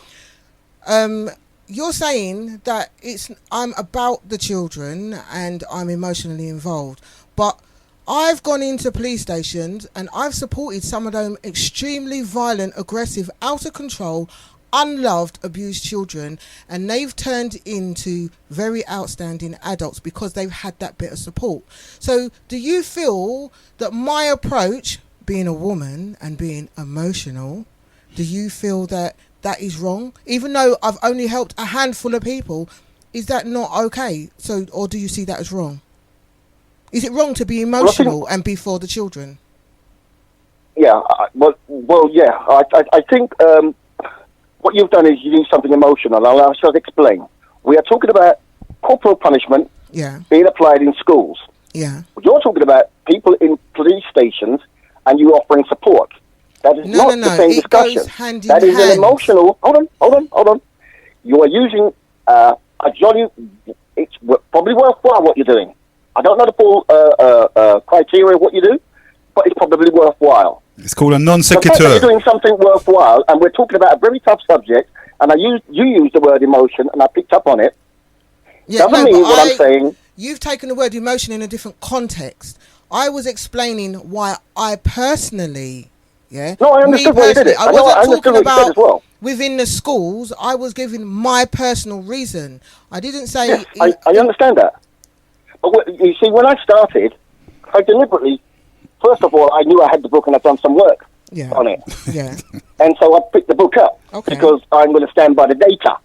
Okay. This has nothing to do with my emotions and what I think and what I feel, and therefore it trumps feelings. No, it trumps for personal you. stories.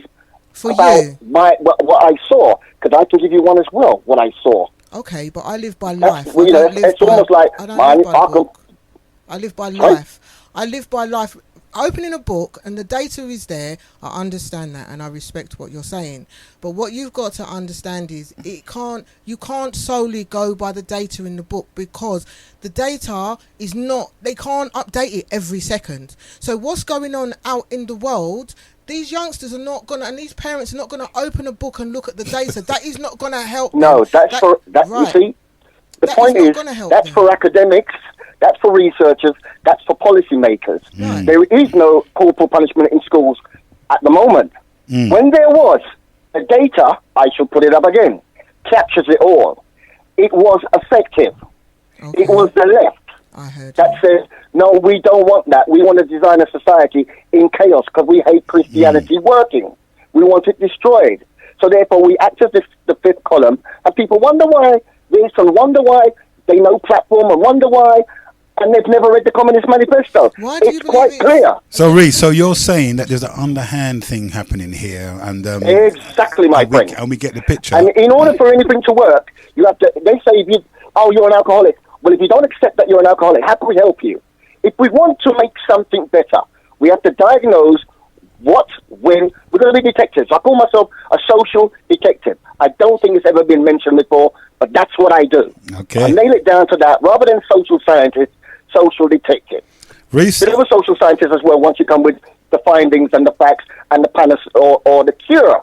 The cure for us at this moment is to examine what was working, yeah, who was it that said it's not working, that's right. where did they get the data to prove that it wasn't working? No, they didn't get the data to prove it wasn't working. Why should it not be applied today? Until we educate people as to what went wrong, what happened at that scene of the crime, I wouldn't bring in a policy because they'll think it's coming from on high, not from a grassroots researcher like myself, or others who may look at the data and say, what was the name of that book? Let me check it out. What about capital punishment? Is there any data to that? What about a sentencing guideline? Who makes the sentencing guidelines? There's so much you need to know if you want to make your society better. But you better understand what you feel today has been taught to you in school for 30 years of Marxist indoctrination. Okay, Reese, I want And to with thank. that, Yeah, man. I will let you have your phone calls. Enough respect. Bless up. Thank you. At a time. Thank you, Reese. That was a very good discussion. But I think what you were saying, that there's an underhand, and we don't know this, where there is no chaos, because they want to socially control you. This is why I tell you the differences in cultural. Because if you look at a Jamaican educational system, you get, my dad just told me about how he used to get whopping. Teacher come to school with massive stick, brethren, and they will whop you proper.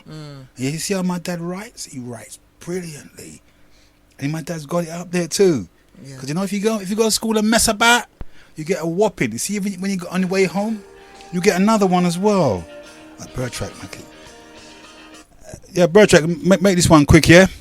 Yeah, just two more quick questions. One question: what happens in that school? If you're what she's in, she's got a child in school now. What happens now if a child, strips, like everything, takes off all of his clothes in front of the teacher, and if it's a female teacher and he strips? First of all, what would happen? First of all, secondly, what would happen if this does happen? There's cases like this that happen. What would happen? I'm sure that person would be expelled. That person then will be questioned by the social services, and if he's done a crime, there's police in schools now, and the police will take their children. This is how bad this has got to be. This is how bad the state punishes them. That's what I want to say. Okay. And the second question, I'm going to text it to you. Yeah, do that for me. So watch out for my text. Yeah, enough respect. Text you. Bless all the time. Yeah, man. Yeah. So actually, the fact that it's gone that bad, where we need security guards in school, brethren. When did we ever do that? Do you know This is what I'm saying to you. This is These children are gone. I think the security thing. It stems. This is again.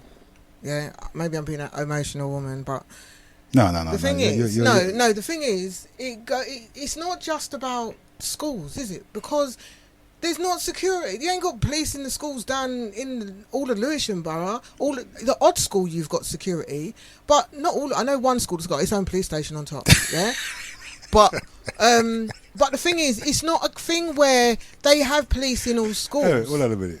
What are you saying? No, are you telling me Listen. seriously Yeah. That you've got a school with its own police station? Yeah. They got yeah. They've got cells up there and all. Oh, come on now. No, I thought- Come on. And next we'd have their own courthouse as well. Their You're own funny. judge. Yeah, maybe they need it the way Yeah. some of these kids are going. This is what I'm saying. And when you see these children on the street, they're sort of looking at us like, look at you. I hear them talk about olders, these, big man, hey, big man. Them kind of talk like that. You know what I mean? I can't stand that talk. I don't know. Because that's a disrespectful. Hey, But big you know man. why? Man, Because that's how they listen. man got to make peace. I'm gonna say something in a sentence so that nobody doesn't know who I'm talking about, but people will know who I'm talking about. You reckon? But obviously people don't know my Relation. name. So Okay. I know a mother who talks. Who lived in her shoes. You're funny. You're That's very my funny. children. Go on. No Go on. blood. Like, come on, man. Like, what's up? You know what? Go about your business. No, listen. Who talks to their children like that? If your child comes into your house with their trousers halfway down the knees, yo, drop your trousers. Yeah, drop your trousers. Now that you said that, quickly, I got to interject this. You said that the other day. I was at my daughter's house, and the granny she's very old, she's about 80. Yeah. So she's in the settee, right, and then her grandson came in with his, how they got to wear the trousers. Yeah. She said, "What the weird? Your person look like it full of shit." I tell her I roll on the floor. Oh no! But it really did. It's true. It did look like that, If you look at some of them, they got it down, and their pants are absolutely filthy. Oh yeah. Absolutely What, they're brief? Filthy. Yeah. My God. Absolutely filthy. So you see, the children think that they're on their own.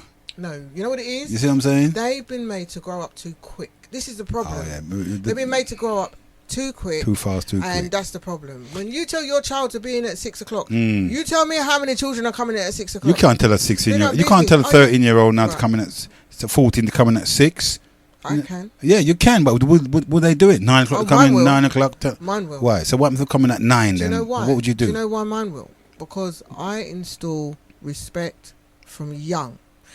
This is what my son, who's 10, has 8. I've got 7 grandchildren. Yeah, the eldest grandchild, she's 8, and my 10-year-old has an uncle role. They call him uncle. Do you understand? So they have that relationship. If he says don't do that, that's wrong. They don't do that. Do you understand? So if you grow your child with respect and with discipline, not all. How do you enforce that discipline though? If they violate, you see, I'm sure there must have been some violation along the way of your discipline. They never just automatically fell into line. No, of course not. But So, you know what? so what do you do? With my children. What do you do with my children and other people's children? What do you do when your child disrespects that rule that you're trying to, or that discipline you're trying to bring down? Mine haven't really gone too off of that, because I've been one of these mums. I've always been on my kids. I've always been for my kids. I've always been in every way. How do you reinforce it though? Because I've always spoken to my kids. I've always made by my kids words? to be honest. Yeah, by words. So you reinforce it, but if they violate, you just reinforce it by words. Yeah, we sit down, we talk. No, you think I'm joking? I'm being serious. My son's friend, when he was 14, came to me and he said, he's your favourite. My mother would have given me licks for that. I'm like, and what would them licks have done? You're still as bad as sin. So what would them licks have done? I'm talking to my son to make him know the rights and the wrongs so he can understand. But if I'm saying something to you as my child and you don't agree with what I'm saying, hear me out, and then you tell me how it is you feel, why you done. You talk, because sometimes knowledge is better. Do you understand? I'm sending messages here as well. Could you please send messages on the appropriate message line, which text line is, I'm going to try to read that one in a minute, 07931 2762 and a 32. And I repeat, 07931 2762 and a 32. That is the text line only, please. And the live calls are, you read that out for me while I... Yes. Live calls are 0740 436 7618. 0740 436 7618. Read some texts. Yeah. It's a begotten system. The parents, some parents are stupid like that and assault people. Yeah. So sad system. Very sad. Very sad. And I've actually witnessed quite a bit of that, actually. I've walked in and a friend of mine was having an argument with another parent because this is over 2 5-year-old children. One wasn't happy because the other one, she felt, was pushing up themselves on that child. And these parents were going to fight full blown in the playground, full of parents, full of children.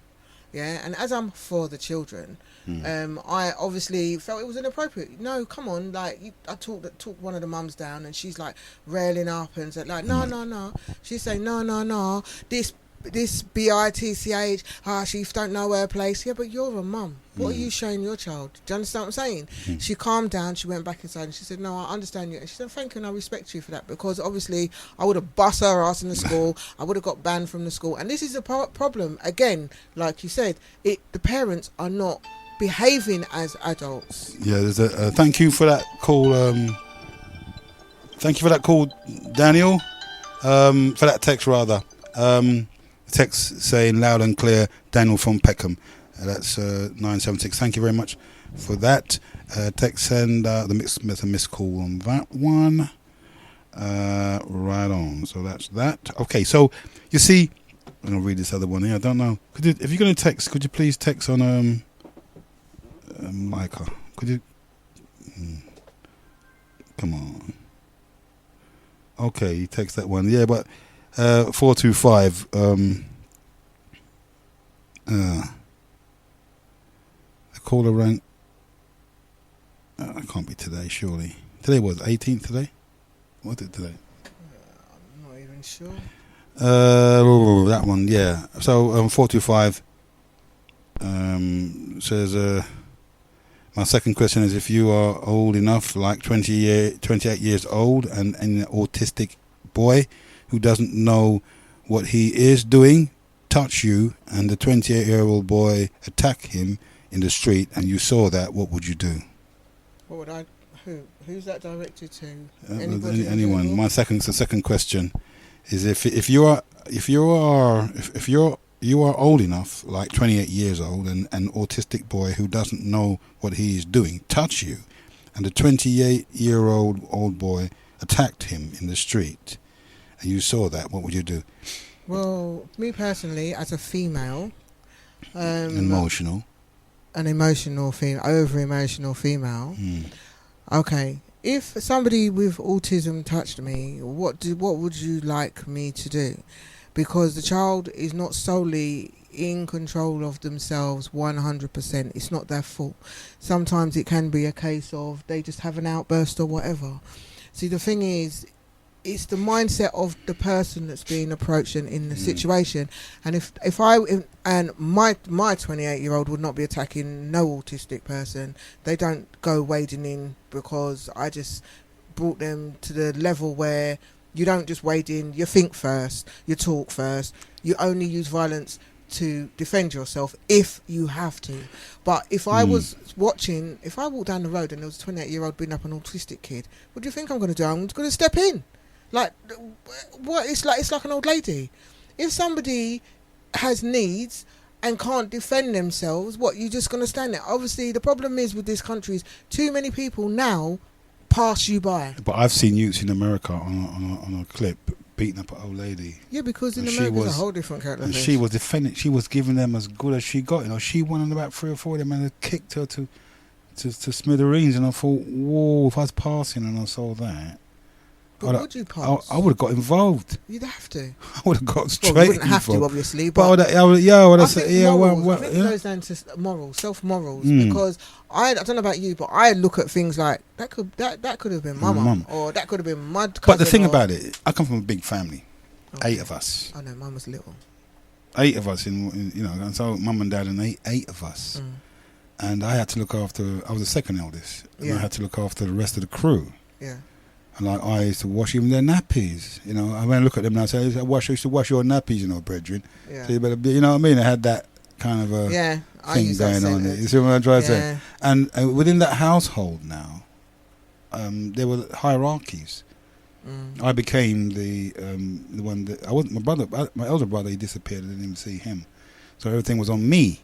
So I looked after the whole 6. I used to Do you think that's what it is? What? Because hearing you say about the hierarchy, and I don't know about the hierarchy bit, I wouldn't phrase it like that. Yeah. But do you think that's what it is? Because with my children, my siblings, I always grew them that you respect your elders.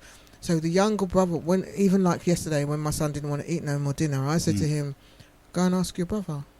He said, "What?"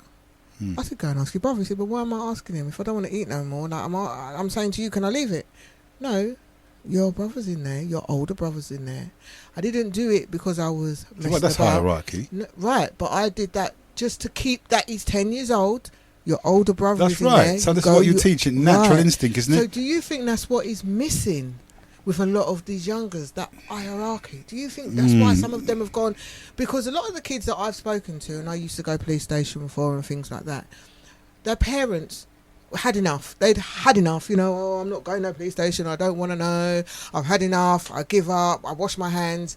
I'm like, no, I would never wash my kids could be 50. If I got to go stand up outside the police station, I'll stand up outside the police station because that's my child. All right. So Do you you see, understand? what do you see that as? What do I see that Yes. as? Do you know what it is? Natural to you, or should be natural to all? To be honest, obviously it's natural to me. It should.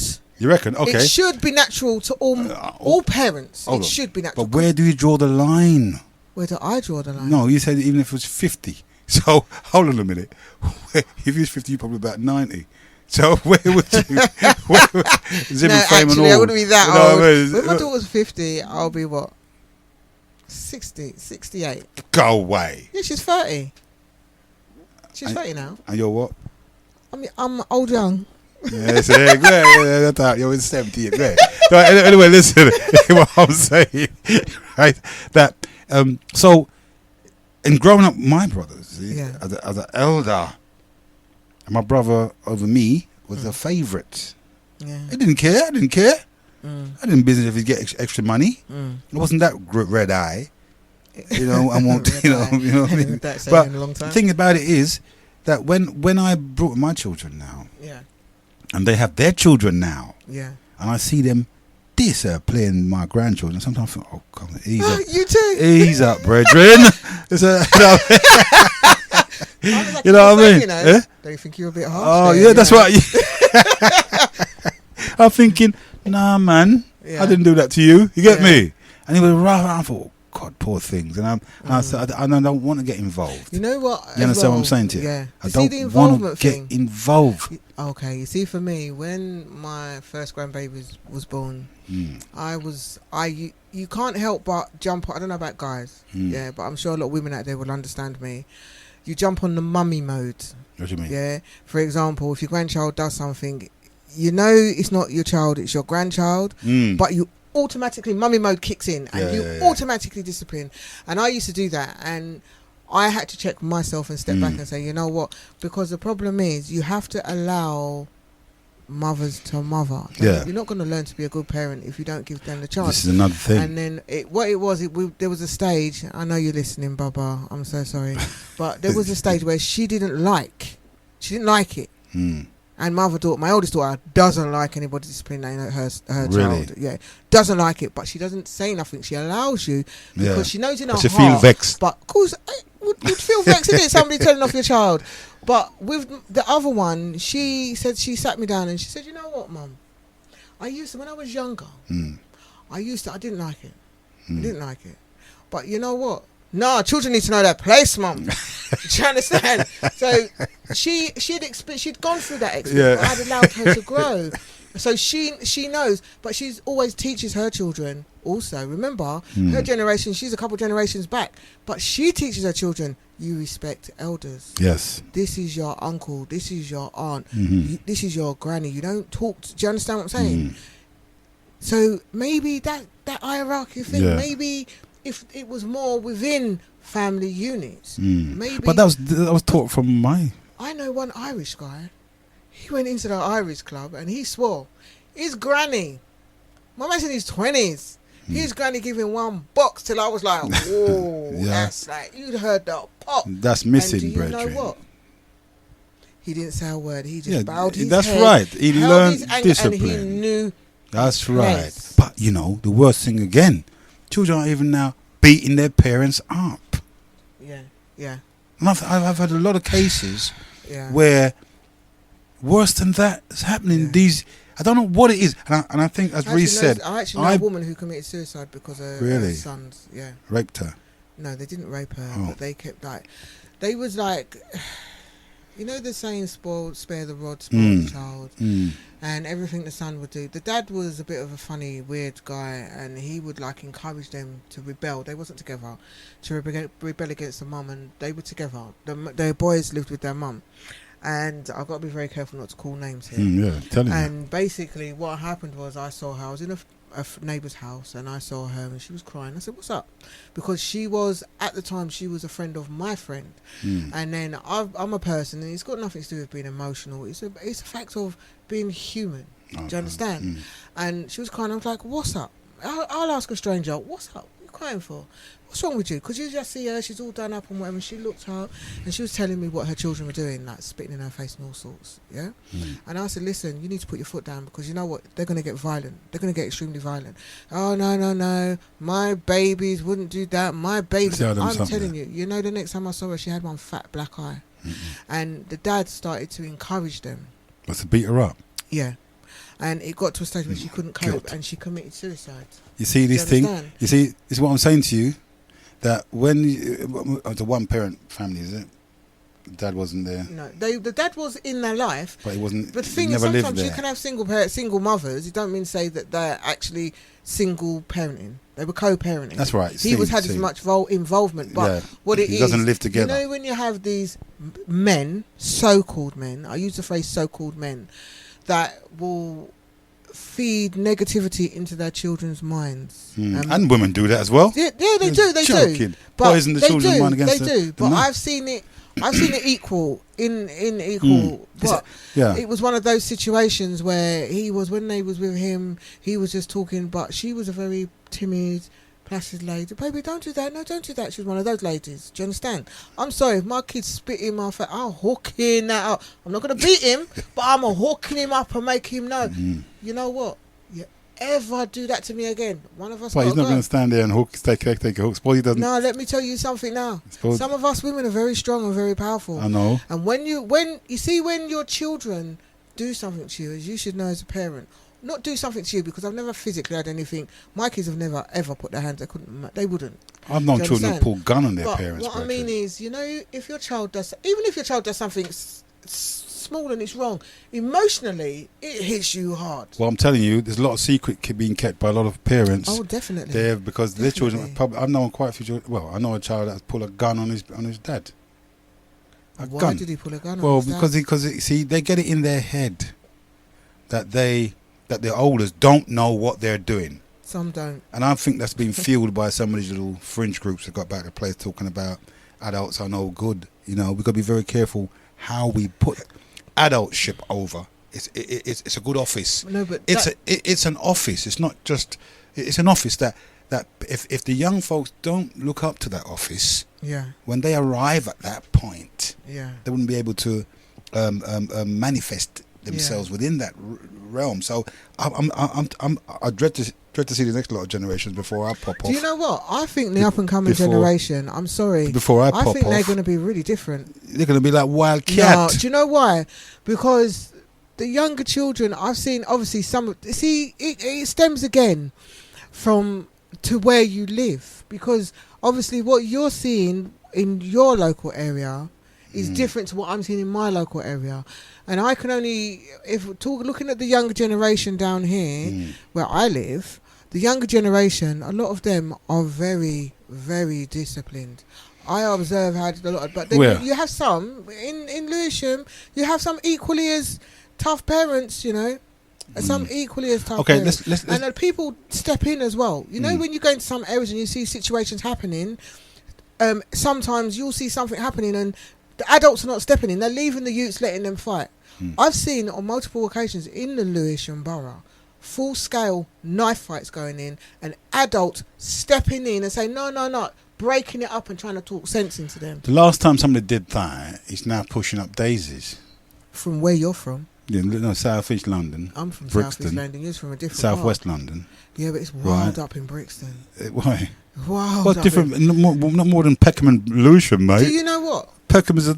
I feel safe, and you're gonna Yeah, laugh. I'm gonna laugh, Reggie. Walking through Peckham, What? I walk with my purse in my hand. You know, I feel safe walking through Peckham. I don't feel Intimidated. threatened. I don't feel intimidated. Yeah, because the only reason why I don't feel intimidated because I know Peckham. I know Brixton and Peckham. Oh, I don't know spent Brixton. 40 years in. No, I feel intimidated Why after would dark you feel, in Brixton. Why? Oh, Why? It's a joke up there, Bridget. no. You know what I mean? But there's a certain part of Brixton that you like. Town, for instance. Yeah. Town. I'm a home girl. You know, where if people see you in town, you don't really know. Yeah, you look intimidating. Then you're going to be approached.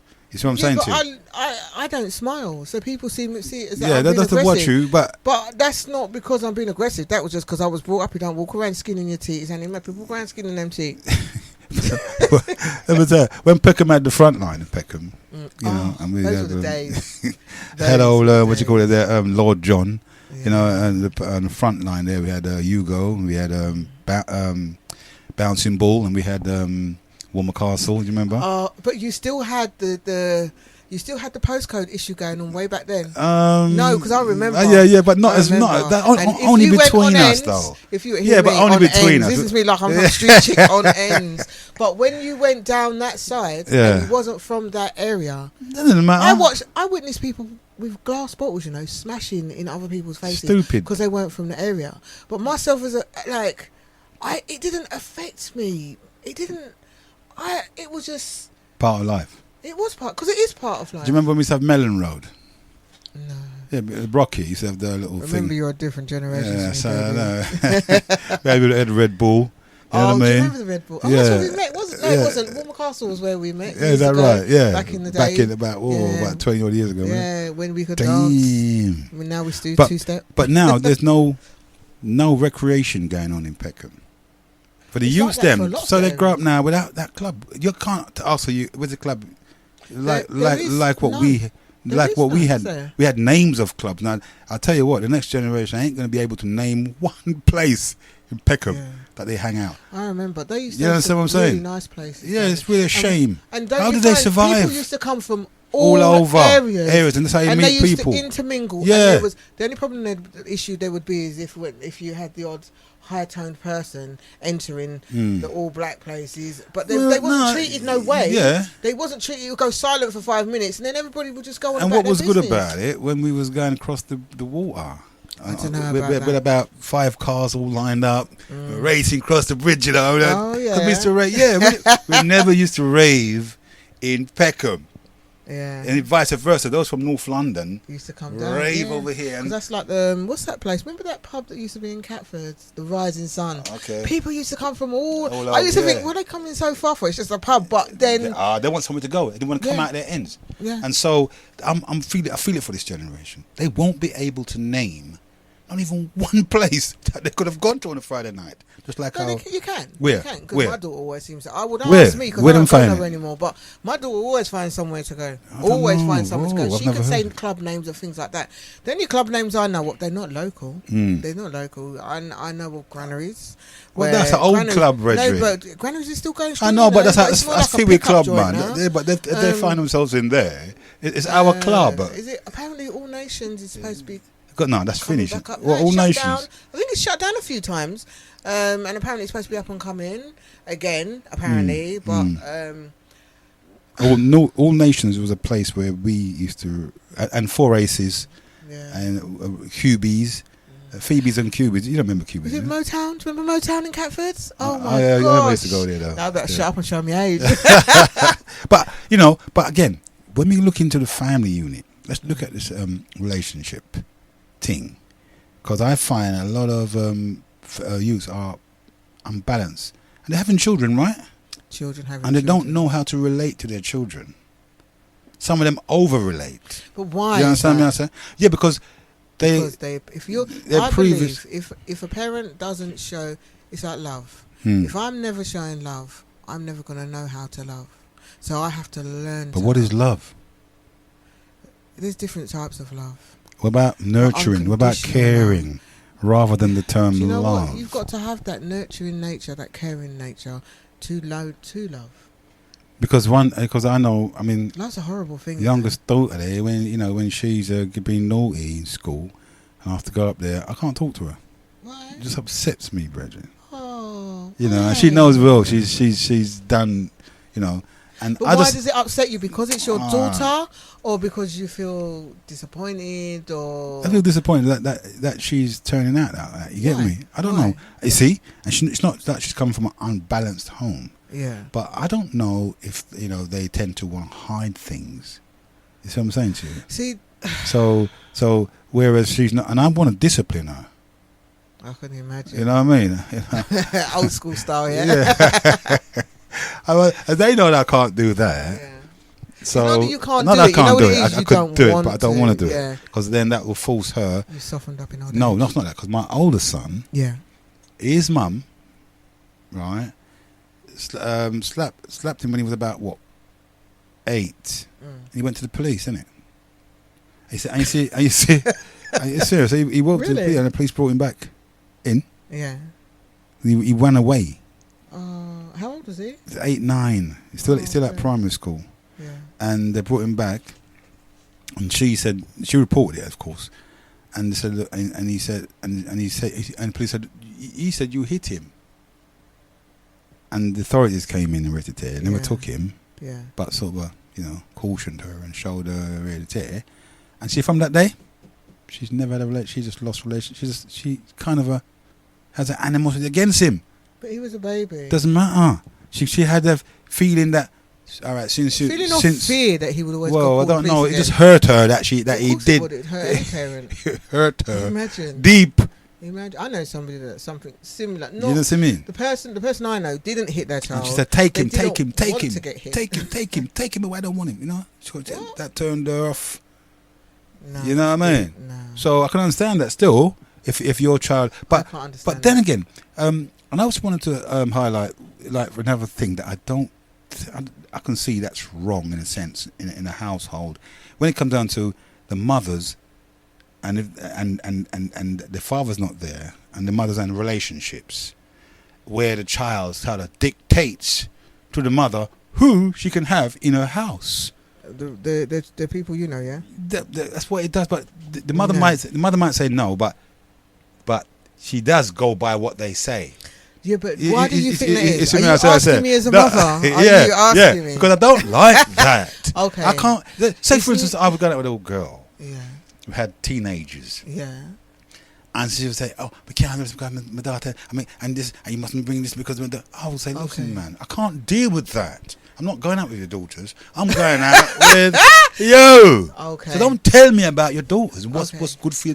Don't do that. All right. Because that kind of spoils it for me. Okay. I'm one of those mums. I know. I am one of those mums. But I don't like that, Bridget. I can't speak for another mum. I can only speak don't for myself. like that. For That's me, not right. Yeah. For me, if you know what it is, I can only speak for myself. And I've never actually put anybody in that situation because I've always made people know what time it is before I they don't enter like my that. They're house. hiding behind your children. And it's not hiding behind your children. Let I me tell think you what it it is. All right, you see, for me, I got 3 sons. I know. I don't and like I got that. 2 daughters. Yeah. And any man that's coming in my house has to be at a level what I would expect from my daughters. I want a certain kind of person who has a certain respect level. I want to bring someone in my house that I don't want to bring someone in my house that my children don't like certain things. It's nothing to do with them. So what you do is you pre the situation. You the guy don't realise, but you want your kids to like. Well, I ain't got no guy, so I'm talking about way back when because I've been on my own for years. Yeah, but you want to. Any offers out there, gentlemen? No, thank you. No, thank you. Go on. Oh, you're joking. Go on. Yeah, you difficult man. And what it is, I never done no, my daughter this, my daughter that, my son this, my son that. But what I did do, in my mind, I was thinking, okay, boy, I don't think my son's gonna like this, or I don't think my not my daughters, never my daughters, because they were more accepting. But my son, what you got to remember is, kids are very distrusting. Yeah, some kids are very distrusting. Our family unit, and this is part of the problem with me. This is why I decided to stay single, because I'm extremely family orientated. I don't think so. Yeah, no, I am. Okay, go on. And the reason why I say that is I'm one of these parents that, you know what, I love my grandchildren. If I can moan about it, I love my grandchildren 24/7. Do you understand? I see my daughter every single day. I see my eldest son every single day. I see my other kids that live with me every single day. Do you know why? Because they're my kids. Men come and go, you know, but your kids are there for life. You see, that would spoil things because Why? I'll tell you why. Because they feel that they have the right. No, they tell me to get a partner. No. But they would be the judge and jury of him. No, they're not like that. Well, you say that now, but I've seen situations where the mother has so much attachment to the children that they dictate to them their partners, and they intervene. If any argument broke out between the mother and the parent, take the parent role. They come in and start to say, "That's my mum," and start to show bad face, like intimidation, trying to make the man say, or slam a door or two, or up the stairs, make the man know, say, "They don't like what I tell mum," and they're big people. Now, is that your personal experience? No, not my personal. Somebody else's. I wouldn't go out with somebody like that. No way. Know, would you? The first time I knew I'm off. Because at the end of the day, right, my children cannot tell me who to go out with. Nobody's children can tell. They do, but there are a lot of people. Women. That's where your hierarchy thing comes in. Yeah, but the woman's not doing hierarchy. What she's doing, she's surrounding herself so she can take pot shots at the she's surrounding herself so she can take pot shots after the partner. Put them in an awkward position or more in an advantageous position. Yeah. So she can have it lord it over the partner. She actually rough up the partner because she knows especially if the children are bad. Yeah, but even good kids can be like that. No, especially if the children are gang members. They intimidate the partner with that. You get me? Oh, my son bussing. What, mum? Make the man know. That's what I mean. Make the man know. Say, listen, I'm going to with our mum, I don't want to take advantage of that. Not always. You see? Not always. And I think that's very... but sometimes, it can be a rescue. Sometimes parents will not... Because of their children, they will tolerate certain kinds of things. For example, I used to date this guy years and years ago, and I'll never forget it. My youngest daughter, she was about 16, something like that. And my son's girlfriend, who he's still with now, like 14, 15 years later, they was on my bedroom floor. I can't remember what they were doing. They were doing something at the bottom of the bed, and I was sitting on the left side of the bed. He was on the right side of the bed. And he had this uncanny habit of pinching. And he would pinch me. I say, "Don't do that. I don't like it. It would really get my back up." Yeah. And I say, "Look, stop it." But because the girls were sitting there, obviously I'm gonna have a certain persona. I'm not gonna come across as, because they know already. I don't pet. So I'm trying to hold it down because I don't want them to think it's acceptable to behave a certain way in front of your children. So he pinched me again. I said, "You pinch me again, yeah? You're not gonna like the reaction." And he pinched me again. Now he thought it was funny. Who tend to do that? You see my daughter? And you see my son's girlfriend? Don't you touch my mum like that. Did she not tell you that? Do you understand what I'm saying? And he didn't say a word. He just humbled himself. Oh, no. That's what I don't like. Yeah, but I mean, if two people having fun with each other. That's not fun. Well, come on. Pinching me. Well, I'm not enjoying the pain. You play. But that means, that's what I'm saying. When you have that kind of situation where the children are so, the mother and the children are so close. I wouldn't call that close. I would call that it's something wrong in the psyche. Why? Because all right, if you look at nature, but look at nature. Yeah. What does nature do when I told it to you before, when an eagle, baby has got to a certain thing and don't want to come out the crib, it becomes an igloo, kick it out of the nest, brethren. If it could fly or not, if it could fly, it's good. If it can't fly, it's dead. I'm not saying we like animals, but at the same time, there's a tendency that some of the mothers hold on to their siblings until they are 30 and 40 and 50 in the yard, brethren, and I'll let him go. You're supposed to send your children out there. But my children are out there. Go out. Don't come run out. Tell them, go and find some of the... Go and go experience life now. We're doing it on our wing. Yeah, but they will do that when they're ready. No. There's a time. You see, when a child reaches over 20, he shouldn't still live in his mother's house, brethren. What's wrong with that? No. Because then, There's no because housing. no, it's not about Where no they supposed to housing. go, there's Well, no them I forgot. housing. They go in a we call them we call them place there. Bed and breakfast. Not bed and breakfast. The other one, Hostels. hostels. You can't get into hostels so easy anymore. It's not like back in the day. Well, No, I swear to you, it is not like back in the day. I know quite a few homeless people. It's not that easy to get a hostel. And you see, for example, I could never live with my mum at 28. You see, for me, example, I'm in my property. So, say for instance, I wanted to send my son homeless, and he went to the homeless. What they do is they come to your house now, and they check it out. Really? See, yeah. And if say it was 3 of us, and they felt no, we're under occupying by too many. They tell you, because I know somebody. They told her if she moves out that she's got 1 empty room, and if she moves their daughter out of there, what's going to happen? She's going to lose our home because it's sufficient. It's sufficiently sized. So they don't care of the fact that your child could be beating you up or whatever. They don't care. It's about housing because there's no housing anymore. So the rules have kind of changed. Whereas back in the day, you could go homeless, boom, you're in a hostel. It's easy. But then they stopped it. Pregnant people are not in hostels. Pregnant people are homeless. The people out there on the roads with kids because they're just. But I've never seen a young people sleeping on the street. Really? Never. You come out after dark? Yeah, what I mean, they come out and say, well, I've seen elderly people in the street, but I've never seen a young people. I know people living in their cars. I've never seen young people from 15, 16 sleeping on the street, cardboard box. I've seen older people do that. No, and people from Kosovo come over, and I've never seen a teenager sleeping on a cardboard box. In Catford, there's a guy. He sleeps in. He's got a cardboard box. He folds it down in the daytime and he has it up, and he's got like a mattress. And I remember one time when I see one with a double bed.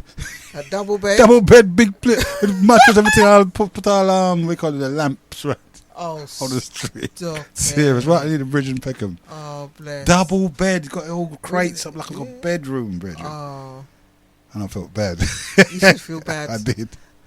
I hate those things. I don't like them things, but it's As a human being, to reach that level, you know. It's sad.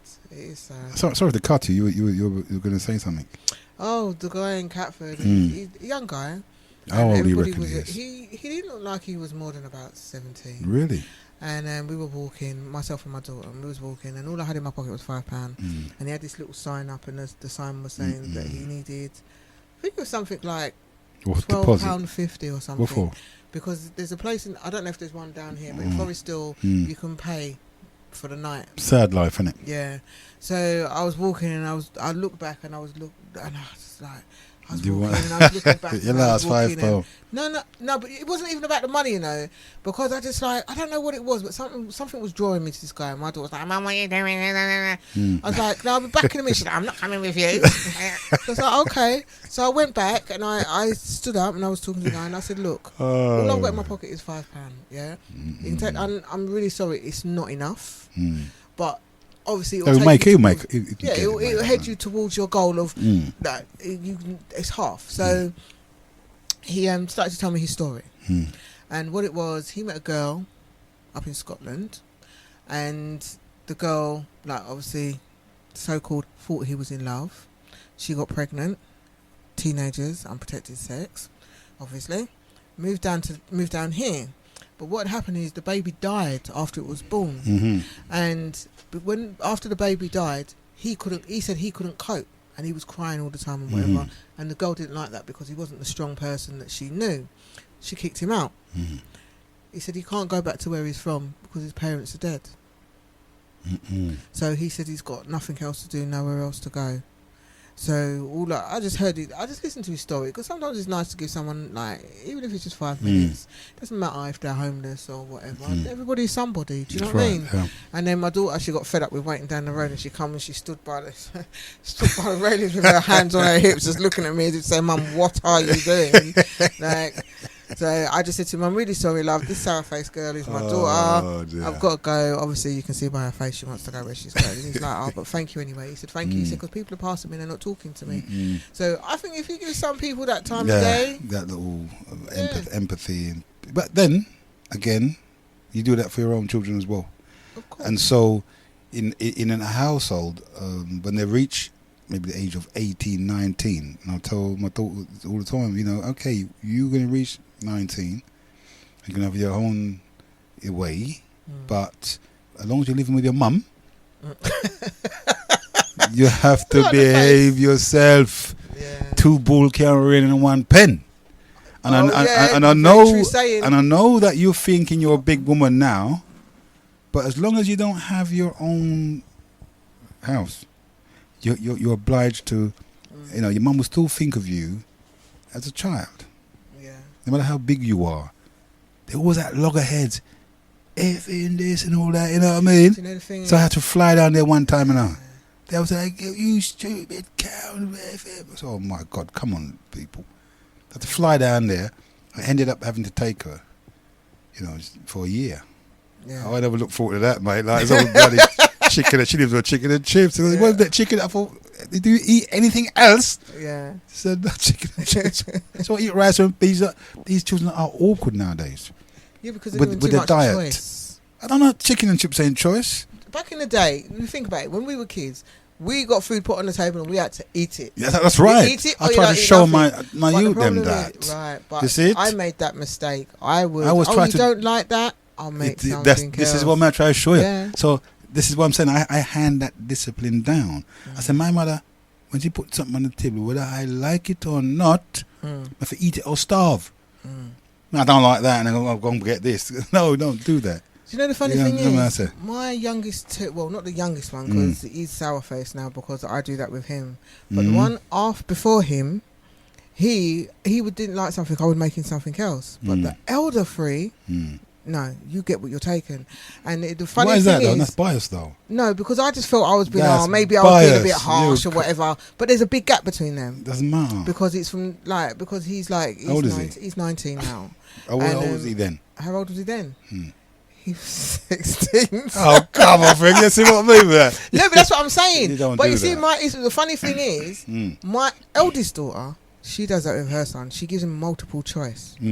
But my other daughter now and my son, oh no, you eat what That's you right. don't want to eat. You sit down and eat your dinner. That's right. Do you understand? You eat That's what right. you're given, or you eat nothing That's at all. right. Do you understand? So it's like too much. I think that kids get too much choice. It's not that the parents allow that to happen, I think, in terms of choice, because they've got too much attachment to their children. No. Did you know that 100%. in African milieu, social society, when a child is born, they will take that child to the diviner and ask the diviner, who is this returning ancestor, right? And what will he be? Either rich man, poor man, beggar man, or thief. They would know in advance what be able to expect. Okay. And that's great. And I think that's why the African family is more stable Yeah. than the Western family. Very unstable, because the Western family, it's true, because the Western family, as I said, the first time I've ever heard a Caucasoid someone disrespect their parents as a Caucasoid, a white person. F off, mum. I thought, what? You can't talk to your mum like that.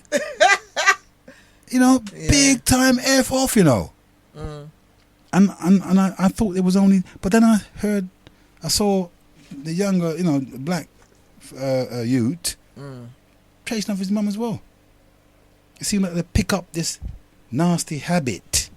Why you say pick up? They pick it up because it's not something that I would ever even dream of talking to my mum. You see my mum? You know what she said to me about me and my bigger brother? She said, everywhere I go, I take use lot praises with me. She put us in front of the whole family and say, you see these 2 boys here? They've never answered me back, no matter what I do to them. If I beat them, and could we just stand there and let her finish what she's doing? So I stood there and took it, and all time people have a word for say. Oh my God, here we go. I could almost repeat it word for See word. your eyes rolling, yeah. My kids do that. You know what I mean? All time people have a word for say this and that, a word you're there. Yeah. But then I took these sayings, because he said, he says, you see how you're too serious. But I thought I was supposed to be serious in life. But when I realised I was too serious, what she said came over. Okay, one second. You keep talking, I'll just get the door. You want me to go here? Yeah, go on then. Yeah, so we've got the next presenter in the house, DJ Riggs, coming up. So, what we're trying to say here is that if we're going to be examining some of the family structures, that are in place, and that people will want to expand and see whether the structures are of value. And with each generation that passes, and with each the parents become younger and younger, I sort of feel it for them, because they're sort of, the younger you are, then you realize that because they're getting younger and younger, they almost come on par with the parents. I was saying that through the parents are getting younger and younger. Yeah. When their children grow up, they're almost on par with the same bigness. You know what I mean? Same sort of. So it's more difficult for them to. Parents, not parents, just like their friends. They're like brothers, you know what I mean. Brothers, so you can't tell the mother different from the child, and that sort of makes it difficult for them to have that sort of a. Oops, you're right there. Chop up your hand. And you're laughing. No, I'm not laughing. I'm sorry. I did hurt you. You're a tough old cookie. You are. Yeah. So. So I'm thinking, well, if the family gets younger, then we're going to be in for some problems. But at the same time, for those who are successful, and there are a lot of people that have successfully brought up children and are living a very happy family life, and we should feature on those more really than, as you said. Of course. We tend to feature on the negative rather than the positive. That's right, and and maybe if you do statistics and measure, they're probably more good. Oh yeah, that's why I don't believe in following data, because things can change. They can go overnight. Up, most definitely. Yeah. So we've got DJ Riggs in the house now. He'll be taking up the runnings next. It's now 5:52 and counting. He's going to take you in through to the evening time, the wee hours of the and he's saddling up. What you got for them today? Yeah, summer music. Yeah, he looks like he's been on holiday, folks. He's got a suntan. Like all of us, we don't have to go anywhere to get this suntan. We can get it right here in the London town southeast side of things. But as I was saying, we're going to be here again. When are we going to be here? We are here again. Me and the sister going to be here on Thursday, right? Yeah. Right, willing. She's volunteered to join me. Yeah, I'm going to be here with my over-emotional self. You ain't letting that go, are you? No, I'm not. I think it's a good thing being for the. I think it's a good thing being for the younger generation. Yeah, even the bad ones. Yeah. We need people and like that. If you're not emotional, you can't help them because your heart's not in it. That's right. I'll keep my over-emotional self. That's right, and we need people like that. We're very empathetic. Say more. Towards our young people that need guidance. You know what I mean? They do. Yeah. I do feel sorry for them. I mean, even some of the older generation need guidance. Yeah, true. You know what I mean? So much more the old folks. They need just as much guidance. But again, it's all good. It's not a downer.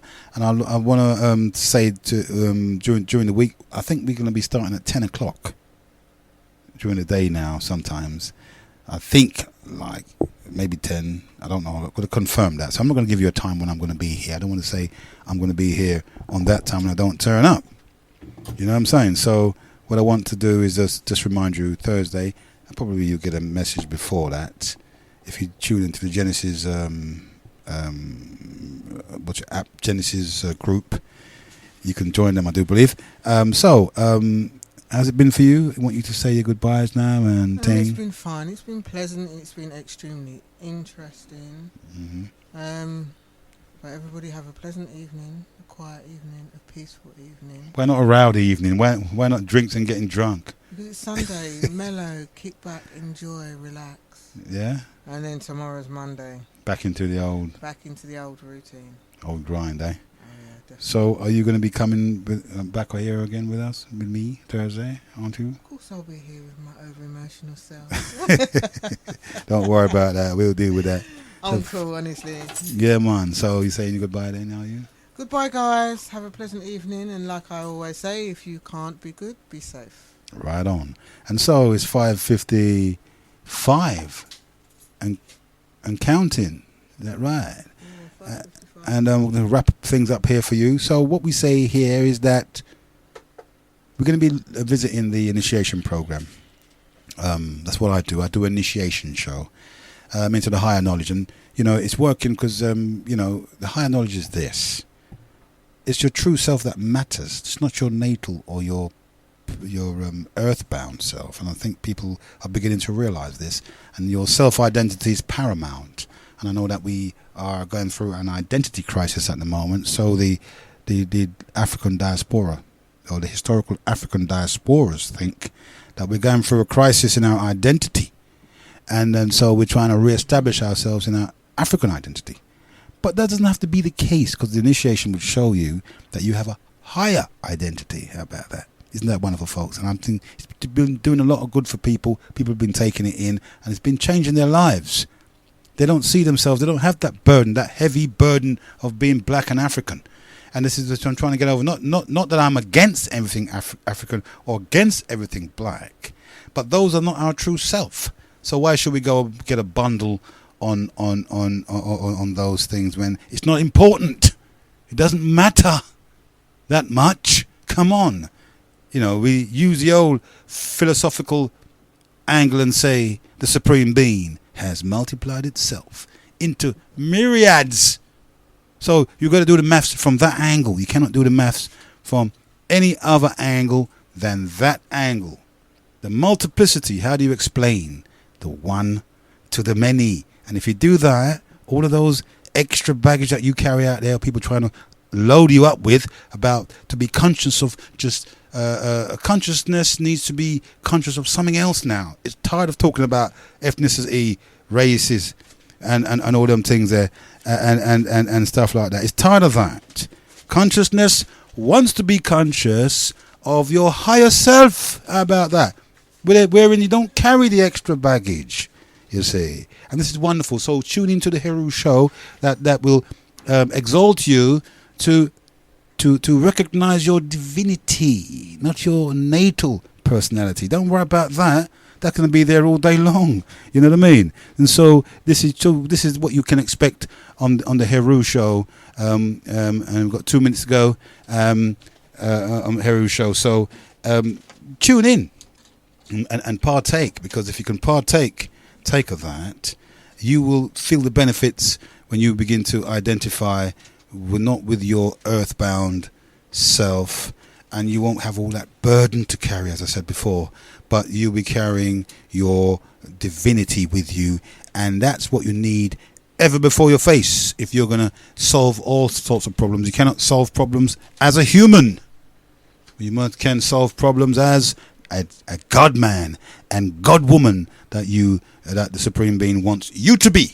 So you have a choice whether you remain human and you eat very low from the tree of life, and you cannot decipher what's going on in life because you don't have that connection to the higher self, wherein lies all the shaping factors of life and stuff like that, and rise up to certain levels that you know you ought to be, the divinity, your God-like self. And so you know what to expect when you tune into the Heru show. I'm not going to be talking about blackness, culture, politics. I may indulge in a bit of politics, but I ain't going to be talking about, returning back to the motherland, things like that. I'm not into that. You know what I mean? There's a lot of history here. You didn't come here as a slave. You came to Europe as lords. In 799, we were here long before slavery. In the 700s, we were lords of Europe, kings. How did we end up as slaves? Think about it. And it wasn't even 400 years anyway. It was 248 years. So they need to get that right. Well, there's one thing left for me to say, and that's what I always say, and that is, this is Heru saying I am out. DJ Rico. Accept your own and be yourself.